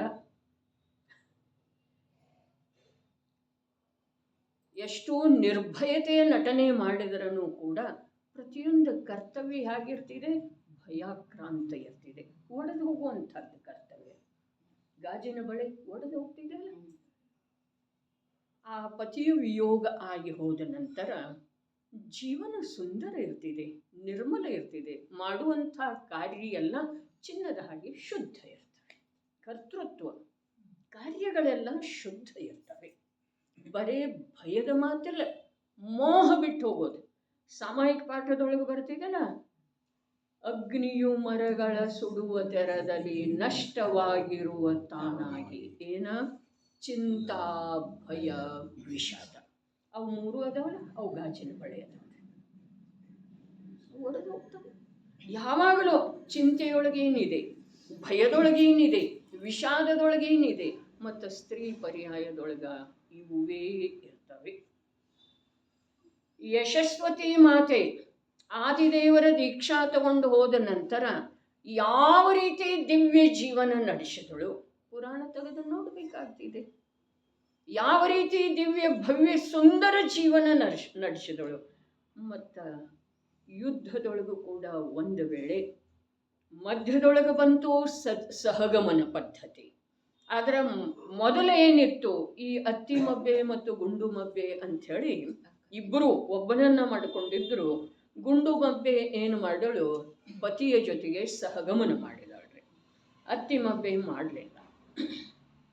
ಮುಂದೆ ಏನು ಮಾಡಿದಳಕ್ಕೆ, ಮಂದಿರಗಳನ್ನು ಕಟ್ಟಿಸಿದಳು, ಶಾಸ್ತ್ರ ಬರೆಸಿದಳು, ಮತ್ತು ಧರ್ಮಾತ್ಮರಿಗೆ ಅನೇಕ ಧರ್ಮಾತ್ಮರಿಗೆ ಆಶ್ರಯ ನೀಡಿದಳು. ಅದೇನಿದೆಯಲ್ಲ, ಅದು ಒಳ್ಳೆಯ ಕಾರ್ಯ. ಚಿನ್ನದ ಬಳೆ ಅರ್ಥಾತ್ ಕೈಗಳಿಂದ ಮಾಡುವಂಥ ಕರ್ತೃತ್ವದೊಳಗೆ ನಿರ್ದೋಷತೆ ಬರುತ್ತೆ. ಗಾಜಿನ ಬಳೆ ಅರ್ಥಾತ್ ಎಲ್ಲ ನಾಶಶೀಲ ಕರ್ತವ್ಯ. ಪರಿವಾರ, ಗಂಡ ಮಕ್ಕಳ ಅನ್ನುವಂಥದ್ದು ಯಾವ ಸ್ತ್ರೀ ಜೀವನ ಇದೆಯಲ್ಲ, ಅದನ್ನು ಸೌಭಾಗ್ಯ ಅಂಥೇಳಿ ಲೋಕದ ಅಜ್ಞಾನಿ ಜನರು ಹೇಳಿದ್ದಾರೆ. ಧರ್ಮದ ಮಾತು ಬೇರೆ ಇದೆ ರೀ, ಧರ್ಮದ ಮಾತು ಬೇರೆ ಇದೆ, ಆತ್ಮ ಕಲ್ಯಾಣದ ಮಾತು ಬೇರೆ ಇದೆ, ಲೋಕದೊಳಗೆ ಮೆರೆಯುವ ಮಾತು ಬೇರೆ ಇದೆ. ಹಾಗಾದ್ರೆ ಅದನ್ನು ಸೌಭಾಗ್ಯ, ಮಕ್ಕಳ, ಗಂಡ, ಪರಿವಾರ ಇದೆಲ್ಲದರಿಂದ ಸಮೃದ್ಧ ಇರುವಂಥ ಮಹಿಳೆಯನ್ನ ಸೌಭಾಗ್ಯವತಿ ಅಂಥೇಳಿ ಹೇಳಿದರು. ಇಲ್ಲಿ ಯಾವ ಈ ವಿಧವೆಯ ರೂಪ ಮಾಡಿದರಲ್ಲ, ಚಿನ್ನದ ಬಳೆಗಳನ್ನು ತೊಡಿಸಿದರು, ಗಾಜಿನ ಬಳೆಗಳನ್ನು ತೆಗೆದರು. ಇನ್ನು ನಶ್ವರ ಕಾರ್ಯದೊಳಗೆ ನಿನ್ನ ಕರ್ತೃತ್ವ ಸರ್ವಥಾ ಬಿಟ್ಟು ಹೋಗೋದು ಅಂಥೇಳಿ ಸಂದೇಶ ಕೊಟ್ಟ. ನಿನ್ನ ಜೀವನದೊಳಗೆ ಇನ್ನು ಯಾವ ಕಾರ್ಯ ಮಾಡ್ತಿದ್ಯೋ ಅದು ನಿನ್ನ ನಿರ್ದೋಷ ಜೀವನಕ್ಕೆ ಕಾರಣ. ಸಣ್ಣವ್ರು ಇರ್ತಾರೆ, ಸಣ್ಣ ಹುಡುಗರು ಇರ್ತಾವೆ, ಗಂಡ ಸಾಯಂತ್ಲೆ ಅವ್ರಿಗೆ ಎಷ್ಟು ಟೆನ್ಷನ್ ಆಗ್ತೈತೆ. ಹೊಳ್ಳಿ ಮತ್ತು ಅಪ್ಪಂದ ಅವಂದ ಎರಡೂ ಕರ್ತವ್ಯ ಅವರ ಮಾಡ್ಬೇಕಾಗ್ತೈತಿ. ಅದು ಎಲ್ಲಿ ಅವರಿಗೆ ಇದನ್ನ ಶಾಂತಿ ಐತ್ರಲ್ಲ. ಮತ್ತಷ್ಟು ಲೋಕದ ಮಾತಿನ ಚರ್ಚೆ ಇಲ್ಲಿಲ್ಲ, ಇಲ್ಲಿ ಆತ್ಮ ಕಲ್ಯಾಣದ ಮಾತಿನ ಚರ್ಚೆ ಇದೆ. ಆತ್ಮ ಕಲ್ಯಾಣ ಹೆಂಗಾಗುದ್ರಿ? ಎಷ್ಟು ರೆಸ್ಪಾನ್ಸ್ ಹೆಂಗಾಯ್ತು? ರಾಜಮತಿ ಮಾತಂದ ಹೇಗಾಯ್ತು? ಅಂಜನಾ ದೇವಿದ್ದ ಹೇಗಾಯ್ತು? ಸಣ್ಣಕ್ಕೆ ಇದ್ದಳಲ್ಲ, ಇದ್ದಳೇನಿಲ್ರಿ. ಸೀತಾದೇವಿದ ಹೇಗಾಯ್ತು? ಯುಗಲ ಪುತ್ರರಿಗೆ ಜನ್ಮ ಕೊಟ್ಟಳಲ್ಲ. ಅರೇ, ಆ ಪುತ್ರರಿಗೆ ಜನ್ಮ ಕೊಡುವಂಥ, ಮೋಕ್ಷಗಾಮಿ ಪುತ್ರರಿಗೆ ಜನ್ಮ ಕೊಡುವಂಥ ಮಾತೆಯ ಭಾವ ಎಂಥದ್ದಿರ್ಬೋದು. ನೀವು ಈಗಿಂದ ಯಾಕೆ ನೋಡ್ತಾ ಇದ್ದೀರಿ? ಪುರಾಣ ಯಾವುದಿದೆ ಅದನ್ನು ನೋಡ್ರಲ್ಲ. ಇನ್ನೊಬ್ಬರ ಜೀವನದ ಬಗ್ಗೆ ನೋಡುವ ಮಾತಿಲ್ಲ, ವಾಸ್ತವಿಕ ಸ್ವರೂಪವನ್ನು ತಿಳ್ಕೊಳ್ಳುವ ಮಾತಿದೆ. ಅರೆ, ವೈರಾಗ್ಯ ಯಾವಾಗ ಬೇಕಾದರೂ ಆಗ್ತಿದೆ. ಸಣ್ಣ ಸಣ್ಣ ಮಕ್ಕಳು ಇದ್ರೂ ಕೂಡ ಎರಡೂ ಕರ್ತವ್ಯ ಮಾಡಬೇಕು. ಆ ಕರ್ತವ್ಯ ಮಾಡುವಂಥ ಸ್ಥಾನದೊಳಗೂ ಕೂಡ ಆ ಕರ್ತವ್ಯ ಪಾರಮಾರ್ಥಿಕ ಕಾರ್ಯಕ್ಕೆ ಅನುಕೂಲ ಆಗುವಂಥದ್ದಿರಬೇಕು. ಕರ್ತವ್ಯ ಮಾಡಿದರೆ ಮಾಡಬಾರ್ದು ಅನ್ನುವ ನಿಷೇಧ ಮಾತು ಇಲ್ಲ. ಅವುಗಳನ್ನು ಎಲ್ಲಾದರೂ ಎಸಗ ಹೋಗಬೇಕು ಅನ್ನುವ ಮಾತು ಇಲ್ಲ. ಆದ್ರೆ ಅವುಗಳ ರಕ್ಷಣೆ ನಾನು ಮಾಡ್ತೇನೆ ಅನ್ನುವ ಅಭಿಮಾನವನ್ನು, ಕರ್ತೃತ್ವವನ್ನು ಕಡಿದು ಹಾಕುವಂಥ ಮಾತಿದೆ. ಅರೆ ಮುಂಚೆ ಬಸ್ತಿಗೆ ಹೋಗ್ತಿರ್ರಿ, ಈಗ ಬಸ್ತಿಗೂ ಹೋಗಾಕ ಅವ್ರಿಗೆ ಸಮಯ ಇಲ್ಲ ಗಂಡಿದ್ದಾಗ. ಹಾ. ಅಂತ ಪರಿಸ್ಥಿತಿ ಬಂದವ್ರ ನಮ್ಮ ಪರಿಸ್ಥಿತಿ ಬಂದಿದೆ ಏನ ಅವ್ರು ಎಳ್ಕೊಂಡಿದಾರ ಪರಿಸ್ಥಿತಿಯನ್ನ. ಮಾಡಕ್ ಬಸ್ತಿಗೆ ಹೋಗ್ಲಿಕ್ಕೆ ಯಾಕೆ ಸಮಯ ಇಲ್ಲ, ಇಡೀ ದಿವಸ ಸಮಯ ಇಲ್ಲ. ಬೆಳಗ್ಗೆ ಕೆಲ್ಸಕ್ಕೆ ಹೋದ್ರ ರಾತ್ರಿ ಬಂದ್ರಂದ್ರೆ ಏನ್ ಯಾವಾಗ ಹೋಗೋರ್ದಾರ್ರಿ ಅವ್ರು. ನೋಡಪ್ಪ, ಈ ಯಾವ ಪ್ರಶ್ನೆಗೆ ಸಮರ್ಪಕವಾದಂಥ ಅಥವಾ ನಿನಗೆ ಸಮಾಧಾನಕಾರಕ, ನಿನ್ನ ಪ್ರಶ್ನೆಗೆ ಸಮಾಧಾನಕಾರಕವಾದಂಥ ಉತ್ತರ ಈ ಕ್ಷೇತ್ರದೊಳಗೆ ನಾನು ಹೇಳೋದು ಸಾಧ್ಯ ಇಲ್ಲ. ನಿಜವಾಗಿ ಮಾತು ಹೀಗಿದೆ, ಕರ್ತೃತ್ವ, ಅಭಿಮಾನ, ನಾನು ಮಾಡುತ್ತೇನೆ, ನಾನು ಮಾಡಲೇಬೇಕು ಅನ್ನುವುದೇನಿದೆಯಲ್ಲ, ಅದು ಅನಂತ ಸಂಸಾರದ ಮೂಲ ಇದೆ. ಆಯಾ ಜೀವಗಳ ಏನು ಬಂದಿದ್ದಾವಲ್ಲ, ಯಾರ ಉದರದಿಂದ ಉದಿಸಿ ಅವರು ಯಾರ ವಿಶ್ವಾಸದ ಮೇಲೆ ಬಂದಿಲ್ಲ, ಅವರು ತಮ್ಮ ತಮ್ಮ ಭಾಗ್ಯವನ್ನು ಜೊತೆಗೆ ತಗೊಂಡು ಬಂದಿದ್ದಾರೆ. ಆ ಭಾಗ್ಯವನ್ನು ಅವರ ಜೊತೆಗೆ ತೆಗೆದುಕೊಂಡು ಬಂದಿರುವುದರಿಂದ ನೀವು ಆಳಾಗಿ ದುಡಿಬೇಕಾಗ್ತಿದೆ. ಅವರು ಭಾಗ್ಯವಂತರಾದರು. ರತ್ನಕರ್ಣ ಶ್ರಾವಕಾಚಾರದೊಳಗೆ ಹೇಳಿದರಲ್ಲ, ಯಾವ ಜೀವ ಧನಾದಿಗಳ ಸದುಪಯೋಗ ಮಾಡುವುದಿಲ್ಲ, ಉದಾಹರಣೆ ರೂಪದಿಂದ ಹೇಳ್ತಾ ಇದ್ದೇನೆ, ದಾನಾದಿಗಳಲ್ಲೇ ಅಥವಾ ಶರೀರಕ್ಕೆ ತನಗೂ ಕೂಡ ಸಂತೋಷದಿಂದ ಇರುವ ಹಾಗೆ ಧನವನ್ನು ಖರ್ಚು ಮಾಡುವುದಿಲ್ಲ. ಆತ ಬರೇ ಆ ಧನದ ಸೇವಕದನು, ಅದನ್ನು ಯಾರೋ ಪುಣ್ಯವಂತರು ಭೋಗಿಸ್ತಾರೆ ಅಂಥೇಳಿ ಹೇಳಿದ್ರಲ್ಲ. ಅರ್ಥಾತ್ ಅವನು ಪುಣ್ಯ ತಗೊಂಡು ಬಂದಿದ ಅಂಥೇಳಿ ಇವಳು ಬಸ್ತಿಗೆ ಹೋಗೋದು ಬಿಟ್ಟು ದುಡಿಬೇಕಾಗಿತ್ತು. ಇಷ್ಟ ಇತ್ತು. ಸುದೃಷ್ಟಿ ತರಂಗಿನಲ್ಲಿ ಮುಂದಿನ ಭವದ ಸಲುವಾಗಿ ದಾನ ಮಾಡೋದೇ ಇಲ್ಲ, ಮತ್ತೆ ಈಗಲೇ ಇಲ್ಲ. ಸುದೃಷ್ಟಿ ತರಂಗಿಣಿಯಲ್ಲಿ ಬಹಳಷ್ಟು ಮಾತು ಬಂದಿದ್ದವ್ರೆ, ಬಹಳಷ್ಟು ಉಪಯೋಗಿ ಮಾತು ಬಂದಿದ್ದವ್ರೆ. ಮುಂದಿನ ಭವದ್ದೇನು ಮಾತಿದೆ? ದಾನ ಮಾಡುವುದು ಅರ್ಥಾತ್ ಧನದ ಮೇಲಿನ ಪರದ ಮೇಲಿನ ಆಸಕ್ತಿಯನ್ನು ಕಮ್ಮಿ ಮಾಡುವುದು. ಇಷ್ಟೇ ಇದೆ ರೀ, ಬೇರೆ ಪರಭವದೊಳಗೆ ಏನರ ಆಗ್ತಿದೆ ಹೀಗೆ ಮಾತಿಲ್ಲ. ಯಾವ ಜೀವನಿಗೆ ಯಾವ ಪರದ್ರವ್ಯದ ಕುರಿತಾಗಿ ಎಷ್ಟು ಮೋಹ ಇದೆ, ಆ ಮೋಹದ ಫಲವನ್ನು ಅವನು ಸತತ ಭೋಗಿಸ್ತಾ ಇರ್ತಾನೆ. ಇಲ್ಲಿ ನಮ್ಮದು ಮಾತು ಹೀಗಿದೆ, ಯಾರ್ದು ಯಾವ ಪ್ರಕಾರದ ಪರಿಸ್ಥಿತಿ ಬಂದಿದೆ ಅಂಥೇಳಿ ಹೇಳ್ತಾ ಇದ್ದೇವಲ್ಲ, ಅದು ಸರ್ವರ್ದು ಇರುವುದಿಲ್ಲ, ಯಾರ್ದೋ ಇರ್ತಿದೆ. ಒಂದು ಮಾತು ಇದ್ರೂ ಕೂಡ ಧರ್ಮ ಬಿಟ್ಟು ಇದನ್ನೆಲ್ಲ ಮಾಡಬೇಕಾದಂಥದ್ದು ಅನಿವಾರ್ಯತೆ ಇದೆ ಅಂಥೇಳಿ ಯಾರಿಗೆ ಅನ್ನಿಸ್ತಿದೆಯೋ ಅವರು ನಿಜವಾಗಿ ಆ ಸಂಸಾರದ ಕಾರ್ಯವನ್ನೆಲ್ಲ, ಆ ಜೀವರುಗಳ ಆಗು ಹೋಗುಗಳನ್ನೆಲ್ಲ ನಾನೇ ರಚನೆ ಮಾಡ್ತೇನೆ ಅನ್ನುವಂಥ ದೀರ್ಘ ಮಿಥ್ಯಾತ್ವ ಇದೆ. ಇದಕ್ಕಿಂತ ಹೆಚ್ಚಿಗೆ ಏನೂ ಇಲ್ಲ. ತನ್ನ ಕಾರ್ಯವನ್ನು ಬಿಟ್ಟು, ಕಾರ್ಯ ತನ್ನದ ಮಾಡುವ ಸಲುವಾಗಿ ಅಧಿಕೇನ ಸಮಯ ಬೇಕಾಗಿಲ್ಲ, ದೇವದರ್ಶನವನ್ನು ಕೂಡ ಬಿಟ್ಟುಕೊಡುವಂಥ ಯಾವ ಪ್ರಸಂಗ ಬಂದಿದೆಯೋ ನಿಜವಾಗಿ ಆ ಜೀವದ ಪಾಪದ ಉದಯ ಇದೆ. ಪಾಪದ ಉದಯ ಇದೆ. ವರ್ತಮಾನ ಪರಿಣಾಮದ ಪರಮ ಏನಿದೆ ಅಂತಂದ್ರೆ ದುರ್ಬಲತೆ ಇದೆ. ದುರ್ಬಲತೆ ಇದೆ.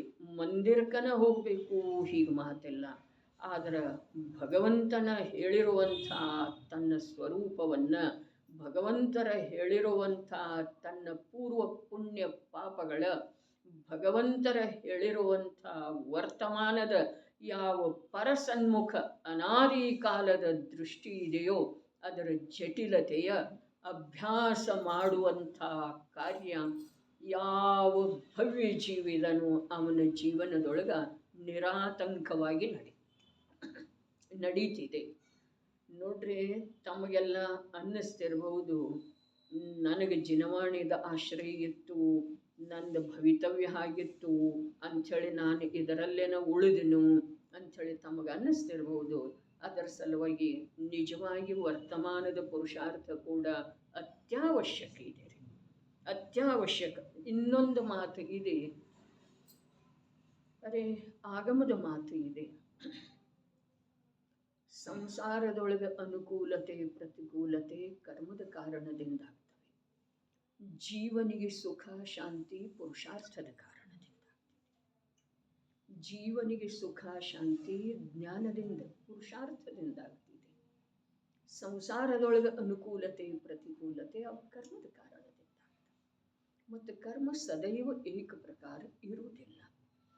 ಎಷ್ಟೋ ಪ್ರಯತ್ನ ಪಟ್ಟು ಮಕ್ಕಳ ಸಲುವಾಗಿ ತಾಯಿಯಾದವಳ ತನ್ನ ಜೀವನವನ್ನೆಲ್ಲ ತೆಗೆದು ಅವರನ್ನು ವಿದ್ಯಾವಂತರನ್ನಾಗಿ ತನ್ನ ಇಚ್ಛೆಯ ಅನುಸಾರ ಅವರನ್ನು ವಿದ್ಯಾವಂತರನ್ನಾಗಿ ಮಾಡಿದ್ರೂ ಕೂಡ ಅವರಿಗೆ ಸುಖ ದುಃಖ ಆಗೋದು ಅವರ ವರ್ತಮಾನದ ಭಾವದಿಂದ. ಮತ್ತು ಅವರ ವಿದ್ಯಾವಂತ ಆಗಿರೋದು ಕೂಡ ಅವರ ಪುಣ್ಯದ ಉದಯ. ನಮಗೆ ವಸ್ತು ಸ್ವಾತಂತ್ರ್ಯ ಲಕ್ಷ್ಯದೊಳಗೆ ಬರುವುದಿಲ್ಲ. ಒಂದೇ ಒಂದು ಮಾತಿದೆ ನೋಡ್ರಿ, ನಾನು ಅದರದ ಸಿದ್ಧಿನ ಮಾಡ್ತಾ ಇದ್ದೇನೋ ಹೀಗೆ ಮಾತೆಲ್ಲ ವಿಚಾರ ಮಾಡೋದಿದ್ದರೆ ಮಾಡಬೇಕು. ದೈವಯೋಗದಿಂದ ಹಿರಿಯರೆಲ್ಲ ಸೇರಿ ನಮ್ಮ ಕಲ್ಯಾಣದ ಸಲುವಾಗಿ ಯಾವ ಒಂದು ಪೂರ್ವ ಪುರುಷನನ್ನು ನಿಯೋಜಿತ ಮಾಡಿ ನಮ್ಮ ಜೀವನ ಸುಖಮಯ ಆಗಲಿ ಅಂಥೇಳಿ ಹಾರೈಸಿ ಪಂಚಪರಮೇಷ್ಠಿಗಳ ಸಾಕ್ಷಿಯಾಗಿ ನಮ್ಮನ್ನು ಒಂದು ಸ್ಥಾನಕ್ಕೆ ಸೇರಿಸಿದರು. ಆ ಸ್ಥಾನಕ್ಕೆ ಸೇರಿಸಿರುವವರ ಅಭಿಪ್ರಾಯದ ಅನುಸಾರ ನಮ್ಮ ಜೀವನ ಆಗ್ತಿದೆಯೋ ಅಥವಾ ನಮ್ಮ ಪಾಪ ಪುಣ್ಯದ ಅನುಸಾರ. ಅರೇ ಆ ಮೈನಾಸುಂದರಿ ಏನು ಮಾಡ್ಯಾಳ್ರಿ, ಏನು ಮಾಡಿದಳು ಹೇಳ್ರಿ. ಅರೆ ಯಾವುದು ಇದೆಯೋ, ಎಷ್ಟು ಸಮಯದ್ದೇ ಇದೆ ಅದ ಪತಿ ಅಥವಾ ಪತ್ನಿಯ ಸಂಯೋಗ. ನಾನು ಬ್ರಹ್ಮದೇವಾನಂದನ ಮದುವೆ ವೇಳೆಕನೂ ಹೇಳಿದ್ದೇನೆ ರೀ, ಯಾತಕ್ಕೆ ಇಷ್ಟು ನೋಡ್ತಾ ಇದೆಯಪ್ಪ, ನಿಮ್ಮ ತಂಗಿನ ನೋಡಿ ಹೋದ್ರಲ್ಲ, ಅದರ ನಂತರ ಹಾಗಂತ ಇದ್ದಾರೆ ಹೀಗಂತ ಇದ್ದಾರೆ, ನಮ್ಮಪ್ಪ ಹಾಗಂತ. ನೀನು ಅಷ್ಟೊಂದು ಯಾಕೆ ವಿಚಾರ ಮಾಡ್ತಾ? ಎಷ್ಟು ವರ್ಷದ ದಾಂಪತ್ಯ ಜೀವನ ಇರ್ತಿದೆ. ಪ್ರಜ್ಞಾನ ವೇಳೆಕನೂ ಹೇಳಿದ್ನಿ, ಈಗ ನಾನು ನಮ್ಮ ಆ ನಿಖಿತನ ಮದುವೆ ಸಲುವಾಗೇನೋ ರಾಜುಗೆ ಹೇಳಿದ್ನಿ. ಎಷ್ಟು ಜೀವನ ಇರ್ತಿದೆ. ಕರ್ತವ್ಯದಿಂದ ವಿಮುಕ್ತ ಆಗೋದು ಒಂದು ಮಾತು. ಅಂದರೆ ಎಲ್ಲಿ ಬೇಕಾದಲ್ಲಿ ಕೊಟ್ಟು ಬಿಡೋದಾ ಹೀಗೆ ಮಾತಲ್ಲ, ಯಾವುದು ಬೇಕಾದ್ರೂ ಮಾಡ್ಕೊಂಡು ಬಿಡೋದಾ ಹೀಗೆ ಮಾತಲ್ಲ. ಆದರೆ ಎಷ್ಟು ನೋಡಿದ್ರೂ ಕೂಡ ತನ್ನ ಇಚ್ಛೆಯೊಳಗೆ ಪೂರ್ಣ ರೂಪದಿಂದ ಸರಿ ಹೊಂದುವಂಥ ವರ ಅಥವಾ ವಧು ಯಾವ ಪುರುಷನಿಗೆ ಅಥವಾ ಯಾವ ಸ್ತ್ರೀಗೆ ಇದುವರೆಗೆ ಸಿಕ್ಕಿಲ್ಲ, ಸಿಗೋದು ಸಾಧ್ಯ ಇಲ್ಲ. ಆದರೆ ಯಾವುದು ಪೂರ್ವ ಕರ್ಮದ ಅನುಸಾರ ಯೋಗಾಯೋಗದಿಂದ ಯಾವ ಜೀವದ ಯೋಗ ಇರ್ತಿದೆಯಲ್ಲ, ಆ ಜೀವದ ಜೊತೆಗೆ ಸಂಯೋಗ ಪ್ರಾಪ್ತ ಆದ ನಂತರ ಅದರಲ್ಲಿ ಯೋಗ್ಯ ಕರ್ತವ್ಯ ಮಾಡ್ತಾ ಇರೋದ ಮತ್ತು ಧ್ಯೇಯ ಆತ್ಮಕಲ್ಯಾಣದ ಸ್ತ್ರೀ ಪರ್ಯಾಯದ ನಿಷೇಧ ಅಥವಾ ಸ್ತ್ರೀ ಪರ್ಯಾಯದೇನ ಛೇದ ಮಾಡುವ ಸಲುವಾಗಿ ಉದ್ಯಮ ಮಾಡೋದ. ಇದುವೇ ಜೈನ ಕುಲದಲ್ಲಿ ಜನಿಸಿದ ಕನ್ಯೆಯರ ಕರ್ತವ್ಯ ಇದೆ ರೀ. ಅದನ್ನು ಯಾರೂ ಈಗ ತಿಳಿಯೋದು ಸಾಧ್ಯ ಇಲ್ಲ. ಆದ್ರೂ ಕೂಡ ನನಗೆ ಇದು ಹೇಳೋದು ವಿಕಲ್ಪ ಇತ್ತು ಮತ್ತು ಆ ಪ್ರಕಾರದ ಯೋಗ ಇತ್ತು ಅಂಥೇಳಿ ಆಯ್ತು ರೀ ಕಥನ. ಪೂರ್ವ ಪುಣ್ಯದ ಅನುಸಾರ ಅರೆ ತಾಯಿ ತಂದೆ ಎಷ್ಟು ವಿಜೃಂಭಣೆಯಿಂದ ಮದುವೆ. ತಂದೆ ಅವಂಗೆ ಏನಾಯ್ತು ರೀ, ಯಾರಕ್ಕೆ ಈಗ ಮದುವೆ ಹೇಳಿದ್ನಲ್ಲ, ಯಾರು ಮೈನಾಸುಂದರಿ ಮದುವೆ. ಅರೆ ಪಾಣಿಗ್ರಹಣ ಆಗ್ತಾ ಇದ್ದ ಹಾಗೆ ಪಶ್ಚಾತ್ತಾಪ ಶುರುವಾಯ್ತು ರೀ. ಅಲ್ಲಿಯವರೆಗೆ ಅವು ತನ್ನದೇ ಆದಂಥ ಆಗ್ರಹ. ಆ ಮಂತ್ರಿ ನನ್ನನ್ನು ಬೇಕಾದ್ರೆ ಮಂತ್ರಿ ಪದದಿಂದ ತೆಗೆದು ಹಾಕಿದ್ರೂ ಕೂಡ ಈ ಕಾರ್ಯ ಯೋಗ್ಯಲ್ಲ ಅಂಥೇಳಿ ಧೈರ್ಯದಿಂದ ಹೇಳಿದ ಒಡೆಯನಿಗೆ, ರಾಜನಿಗೆ ಧೈರ್ಯದಿಂದ ಹೇಳಿದ. ಯಾಕೆ ಅಂತಂದ್ರೆ ರಾಜನ ಆಜ್ಞೆಯನ್ನು ಮೀರುವಂಥದ್ದ ಸಾಹಸ ಯಾವ ಮಂತ್ರಿಗಳು ಮಾಡುವುದಿಲ್ಲ. ಇನ್ನು ಅದು ರಾಜ್ಯಕ್ಕೆ ಸಂಬಂಧಿಸಿದ್ದಿದ್ರೆ ಒಂದು ವೇಳೆ ಅವರು ಮಂತ್ರಿಗಳ ಸಲಹೆ ಕೊಡ್ತಾರೆ, ಮಂತ್ರನ ಮಾಡ್ತಾರೆ. ಆದರೆ ಅದು ವೈಯಕ್ತಿಕ ಜೀವನಕ್ಕೆ ಸಂಬಂಧಿಸಿದ್ದೇ ಇದೆಯಲ್ಲ. ಹೀಗಾಗಿ ಅವ ಧೈರ್ಯ ಮಾಡಿ ಹೇಳಿದ, ಮತ್ತೆ ಹೇಳಿದ, ನೀವು ನನ್ನ ಪ್ರಾಣಹರಣ ಮಾಡಿದ್ರೂ ಚಿಂತೆ ಇಲ್ಲ, ಆ ಬಾಲಿಕೆಯ ಜೀವನ ಈ ಪ್ರಕಾರ ಮಾಡಬೇಡ್ರಿ. ಆದರೆ ಯಾರ ಮಾತಿಗೂ ಸ್ವಲ್ಪ ಕೂಡ ತಲೆ ಹಾಕದ್ದನ ಅಥವಾ ಯಾರ ಮಾತನ್ನೂ ಬುದ್ಧಿಯೊಳಗೆ ಸ್ವೀಕಾರ ಮಾಡದ್ದನ ಮದುವೆ ಮಾಡಿಬಿಟ್ಟ. ಒಂದೇ ಒಂದು ಕ್ಷಣದೊಳಗ ಅವನದ ಪಶ್ಚಾತ್ತಾಪ ಭಾವ ಜಾಗೃತ. ಆಗ ಮದುವೆ ಮಾಡುವ ಆಗ್ರಹವನ್ನೂ ನೋಡಿದ್ದಳ ಆ ಮೈನಾಸುಂದರಿ ಮತ್ತು ಪಶ್ಚಾತ್ತಾಪದ ಭಾವವನ್ನೂ ತಂದೆಯಲ್ಲೇ ನೋಡ್ತಾ ಇದ್ದಾಳೆ. ಆದರೆ ಅವಳಲ್ಲಿ ಆ ತಂದೆಯ ಎರಡು ಭಾವಗಳ ಕುರಿತು ಯಾವುದರದ್ದು ಮುಖ್ಯತೆ ಇತ್ತು, ಯಾವುದರದ್ದು ಇಲ್ಲ. ಆಕೆ ನಮ್ಮ ಹಾಗೆ ಸ್ತ್ರೀ ಪರ್ಯಾಯವನ್ನು ಧಾರಣ ಮಾಡಿ ಬಂದಳನ. ಕರ್ತವ್ಯ ಹೇಗೆ ಮಾಡಳು, ಏನು ಮಾಡುವುದರ ಜೊತೆಗೆ ಕರ್ತವ್ಯ ಮಾಡಿದಳು. ಶ್ರೀಪಾಲನ ರೋಗ ದೂರ ಮಾಡುವುದು ಅವಳ ಜೀವನದ ಉದ್ದೇಶ ಇರಲಿಲ್ಲ. ವಿಚಾರ ಮಾಡೋದ್ರೆ ಉದ್ದೇಶದಿಂದ ಯಾವ ಕಾರ್ಯ ಆಗೋದನ್ನ ಇಲ್ಲ. ಸಿದ್ಧ ಚಕ್ರ ವಿಧಾನ, ಅರೇ ಸಿದ್ಧ ಚಕ್ರ ಅಂತಂದ್ರೆ ಏನು, ಅದರದ್ದೇ ಪ್ರಸ್ತಾವನೆಯೊಳಗೆ ಬರೆದಿದ್ದೇನ್ರಿ. ನಾವು ಪುರಾಣ ಓದಿದೆವು, ಕಥೆ ಓದಿದೆವು, ಚರಣಾನುಯೋಗ ಓದಿದೆವು, ಗಣಿತ ಓದಿದೆವು, ದ್ರವ್ಯಾನುಯೋಗ ಓದಿದೆವು. ತತ್ವಗಳ ಭಿನ್ನ ಭಿನ್ನತೆಯನ್ನು ತಿಳಿಸಿಕೊಡುವಂಥ ಅಧ್ಯಾತ್ಮ ಶಾಸ್ತ್ರಗಳನ್ನು, ದ್ರವ್ಯಾನುಯೋಗದ ಶಾಸ್ತ್ರಗಳನ್ನು ಓದಿದೆವು. ಆದರೆ ನಮ್ಮಲ್ಲೇ ಈ ಲೋಕಕ್ಕೆ ಸಂಬಂಧಿಸಿದ ಪರ್ಯಾಯಗತ ಭಾವೇನಿದಾವೆಯೋ ಅವೇ ನಮಗೆ ಪ್ರಮುಖವಾಗಿ ಕಾಣಿಸ್ತಾ ಇದ್ದಾವೆ, ಅವು ನಮಗೆ ಅನಿವಾರ್ಯ ಅನ್ನಿಸ್ತಾ ಇದ್ದಾವೆ. ಅರೇ ಇಲ್ಲ, ತಂದೆ ಸತ್ತ ನಂತರ ತಾಯಿ ಛಲದಿಂದ ಮಕ್ಕಳನ್ನು ಬೆಳೆಸುವ ಸಮಯದೊಳಗ ಅವಳು ವಿಧಿವಶ ಆಗಿ ಹೋದಳು ಅಂತಂದ್ರೆ ಮಕ್ಕಳದ ಜೀವನ ನಿಂತು ಹೋಗ್ತಿದೆ ಏನ್ರಿ? ನಿಂತು ಹೋಗ್ತಿದೆ ಏನ್ರಿ? ಇಲ್ಲ. ಹಾಗಾದ್ರೆ ತಂದೆ ಕರ್ತವ್ಯವನ್ನು ತಾಯಿ ಮಾಡಿದಳು, ಯಾಕೆ ಮಾಡಲಿಲ್ಲ? ಅರೆ ವಸ್ತು ಸ್ವರೂಪವನ್ನು ಕಣ್ಣು ಬಿಟ್ಟು ನೋಡುವಂಥ ಅವಕಾಶ ಮಹಾಭಾಗ್ಯ ಪ್ರಾಪ್ತ ಆಗಿದೆ. ನೋಡುವಂಥ ಕಾರ್ಯ ನಾವು ಮಾಡಬೇಕು. ನಮ್ಮ ಕಲ್ಯಾಣವನ್ನು ನಾವು ಬಯಸಿದ್ದೇ ಆದ್ರೆ ಕರ್ತವ್ಯ ಎಂಥದ್ದು ಮಾಡೋದಿದೆ, ಯೋಗ್ಯ ಅಯೋಗ್ಯದ ವಿಚಾರ ಪೂರ್ವಕ ಪ್ರಸಂಗ ಎಂಥದ್ದು ಬಂದ್ರೂ ಕೂಡ ಅಯೋಗ್ಯ ಕಾರ್ಯ ಮಾಡೋದಿಲ್ಲ. ಸೀತೆ ಏನು ಮಾಡಿದಳು? ಅಯೋಗ್ಯ ವಿಚಾರ ಬಂತನ, ಮನಸ್ಸಿ ವಚಸಿ ಕಾಯೇ ಜಾಗರೇ ಸ್ವಪ್ನ ಮಾರ್ಗೆ. ಅಗ್ನಿದೇವನಿಗೆ ಏನು ಹೇಳಕ್ಕೆ? ಮನುಷ್ಯನಿಂದ, ವಚನದಿಂದ, ಕಾಯದಿಂದ ಜಾಗೃತಾವಸ್ಥೆಯಲ್ಲಿ, ಸ್ವಪ್ನಾವಸ್ಥೆಯಲ್ಲಿ ರಾಘವನನ್ನು ಹೊರತುಪಡಿಸಿ ಅನ್ಯ ಪುರುಷನನ್ನು ಬಯಸಿದ್ರ ಅದಕ್ಕೆ ನೀನೇ ಈಗ ನಿರ್ಣಯ ಹೇಳ, ಸಾಕ್ಷಿ ಹೇಳಿ. ನಿಷ್ಠಾ ಎಂಥದ್ದು? ಅವನು ಕಾನನದೊಳಗೆ ಬಿಟ್ಟಲ್ಲ, ಆ ವೇಳೆದೊಳಗೆ ಅವಳ ಭಾವದಲ್ಲಿ ಅವನ ಕುರಿತಾಗಿ ಏನು ವಿಚಾರ ಬಂತು? ಏನು ಬಂತಾರೆ? ಅರೆ ಪರದ ವಿಚಾರ ಅಜ್ಞಾನಿಗಳು ಮಾಡ್ತಾರೆ. ಬ್ರಹ್ಮಾನಂದಣ್ಣ, ಪರದ ವಿಚಾರ ಅಜ್ಞಾನಿಗಳು ಮಾಡ್ತಾರೆ. ತನ್ನ ಪರಿಣಾಮ ಕೆಡುವುದರ ಭಯ ಜ್ಞಾನಿಗೆ ಸತತ ಇರ್ತದೆ. ತನ್ನ ಜೀವನದ ಪ್ರತಿಯೊಂದು ಸಮಯವನ್ನು ಸದುಪಯೋಗಪಡಿಸಿಕೊಳ್ಳುವಂಥ ಜ್ಞಾನದ ಯಥಾರ್ಥತೆಯೊಳಗ ಜೀವನ ಕಳೆಯುವಂಥದ್ದ ದಿವ್ಯ ಪುರುಷಾರ್ಥ ಸಮ್ಯಕ್ ದೃಷ್ಟಿ ಜೀವನ. ಪರದೇನು ವಿಚಾರ ಮಾಡೋದಿದೆ? ವಿಚಾರ ಮಾಡುವುದರಿಂದ ಪರದಲ್ಲೇ ಏನಾಗೋದಿದೆ? ಮಕ್ಕಳದ್ದೇನಾಗೋದಿದೆ? ಅರೆ ಈ ದೇಹದ್ದನ ಏನಾಗೋದಿಲ್ರಿ, ನೀ ಎಷ್ಟು ವಿಚಾರ ಮಾಡಿದರನು.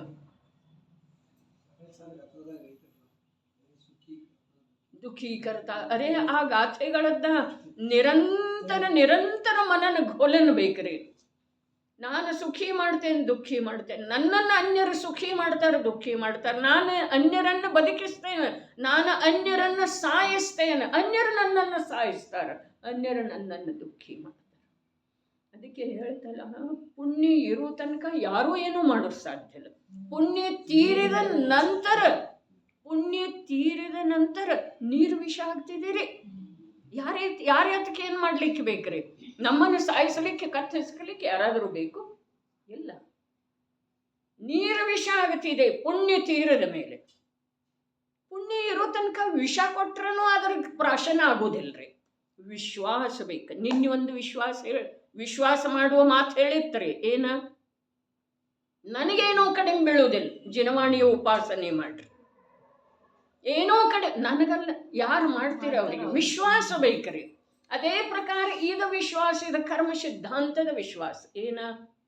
ಪುಣ್ಯ ಇರೋ ತನಕ ಯಾರೂ ಏನೂ ಮಾಡೋ ಸಾಧ್ಯ ಇಲ್ಲ. ಈ ಲೋಕದೊಳಗೆ ಏನೇನು ಅನುಕೂಲ ಪ್ರತಿಕೂಲ ನಡೆದದ್ದೇ ಇದೆ, ಅದೆಲ್ಲ ಪುಣ್ಯ ಪಾಪದ ಆಟ ಇದೆ. ಅದರಲ್ಲಿ ನಾನೂ ಏನೂ ಮಾಡೋ ಸಾಧ್ಯ ಇಲ್ಲ, ಅನ್ಯರು ನನಗೇನು ಮಾಡೋ ಸಾಧ್ಯ ಇಲ್ಲ. ನನ್ನ ಪುಣ್ಯ ತೀರಿದ ನಂತರ, ಅರೆ 3 ಖಂಡದ ಅಧಿಪತಿ ಪುಣ್ಯ ತೀರಿತ ಒಂದು ನೀರು ಸಿಗ್ಲಿಲ್ರಿ ಯಾರಿಗೆ? ಇನ್ನು ನಮ್ಮದು ಯಾರು ಏನು ಒಳ್ಳೇದು ಮಾಡವ್ರು ಮತ್ತು ಕೆಟ್ಟದ್ದು ಮಾಡವ್ರು ಯಾರು ಮಾಡವ್ರು ಇದ್ದಾರೆ ಹೇಳ್ರಿ? ಅರೆ ನನ್ನ ಒಳಿತು ಮಾಡಿಕೊಳ್ಳುವಂಥ ಅವಕಾಶ ನನಗೆ ಪ್ರಾಪ್ತ ಆಗಿರುವ ವೇಳೆದೊಳಗೆ ನಾನು ನನ್ನ ಒಳಿತು ಮಾಡ್ಕೊಳ್ಳಿಕ್ಕೆ ಸಿದ್ಧಿಲ್ಲ ಅಂದಮೇಲೆ ನನ್ನ ಒಳಿತು ಇನ್ಯಾರು ಮಾಡವ್ರಿ? ಯಾಕೆ ಮಾಡವ್ರು ಹೇಳ್ರಿ? ಈ ಮಾತಿಂದು ವಿಚಾರ ಮಾಡೋದು ಬಬಿತ. ನನಗೆ ಅವಕಾಶ ಇರುವ ವೇಳೆದೊಳಗೆ ಇಂಥ ಪವಿತ್ರ ಜಿನವಾಣಿ ಸತ್ಯ ಸ್ವರೂಪವನ್ನು ತೆಗೆದು ತೋರಿಸ್ತಾ ಇರುವ ವೇಳೆದೊಳಗೆ ನಾನು ಸತ್ಯವನ್ನು ಒಪ್ಕೊಳ್ತಾ ಇಲ್ಲ. ಅರ್ಥಾತ್ ನನ್ನ ಒಳ್ಳೆಯದನ್ನು ನನ್ನ ಹಿತವನ್ನು ನಾನು ಮಾಡ್ಕೊಳ್ತಾ ಇಲ್ಲ ಅಂದಮೇಲೆ ನನ್ನ ಹಿತ ಇನ್ನೊಬ್ಬರು ಯಾರಾದರೂ ಮಾಡ್ತಾರೆ ಅಂಥೇಳಿ ಅಪೇಕ್ಷೆ ಮಾಡೋದು ಎಷ್ಟು ಅನ್ಯಾಯ ಇದೆ ರೀ. ಇದೇ ಮಾತಿನ ಆಧಾರದ ಮೇಲೆ ಆ ಕಾವ್ಯದ ರಚನೆ ಆಗಿದೆ. ಕೋಯಿ ಕಿಸಿ ಕಾ ಕ್ಯಾ ಕರೆ, ಕೋಯಿ ಕಿಸಿ ಕಾ ಕ್ಯೋ ಕರೆ. ಯಾಕೆ ಯಾರ ಕಡೆ ನೋಡೋದ್ರಿ? ದೀನತೆಯಿಂದ. ಶರೀರದೊಳಗೆ ರೋಗ ಬಂದ್ರೆ ಏನ್ ಮಾಡೋದು? ಈಗ ಇವ್ರಿಗೆ ಏನ್ರ ಅಂದನು ಅಂತಂದ್ರೆ ಮನುಷ್ಯಗಿಟ್ಟ ನಾಳೆ ಮತ್ತು ನನ್ನ ಶೇಡ್ ತೀರಿಸ್ಕೊಂಡ್ರೆ ಅಂದ್ರೆ ಏನ್ ಮಾಡೋದು? ಅರೇ ಎಂಥ ಮೂರ್ಖಿದ್ಯಪ್ಪ. ಅಂಜನೆ ಏನು ಅನ್ನೋದಿಲ್ರಿ ಇವು ಮಕ್ಕಳಿಗೆ. ಗೌರಣ್ಣವ್ರು ವಿಚಾರದೊಳಗೆ ಇಳಿದು ಹೋದ್ರಿ ನೀವು. ಅಂಜನ ಅನ್ನೋದಿಲ್ರಿ. ಏನ್ರ ಅಂದ, ಏನ್ರೆ ಮಾಡ್ಯ, ಅಪಮಾನ ಮಾಡ್ಯ ನಂದು ಮಗ. ನಿನ್ನ ಅಪಮಾನ ಏನು ಇದಕ್ಕಿಂತ ಹೆಚ್ಚಿಗೆ ಏನಾಗೋದಿದೆ? ಇಂಥ ಪವಿತ್ರ ಜಿನವಾಣಿ ಲಭಿಸಿದ್ರೂ ಕೂಡ ನಾ ಜ್ಞಾತ ಸ್ವರೂಪಿ ಅರೂಪಿ ಮಹಾತತ್ವ ಇದ್ದೇನೆ. ನೀರಿನಿಂದ ನೆನೆಯನು, ಅಗ್ನಿಯಂ ಸುಡೆನು, ಖಡ್ಗದಿಂ ತುಂಡರಿಸೆನು.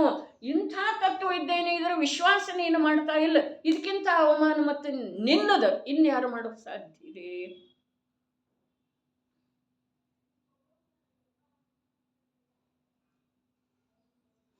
ಸಮಯ ಆಗಿದೆ.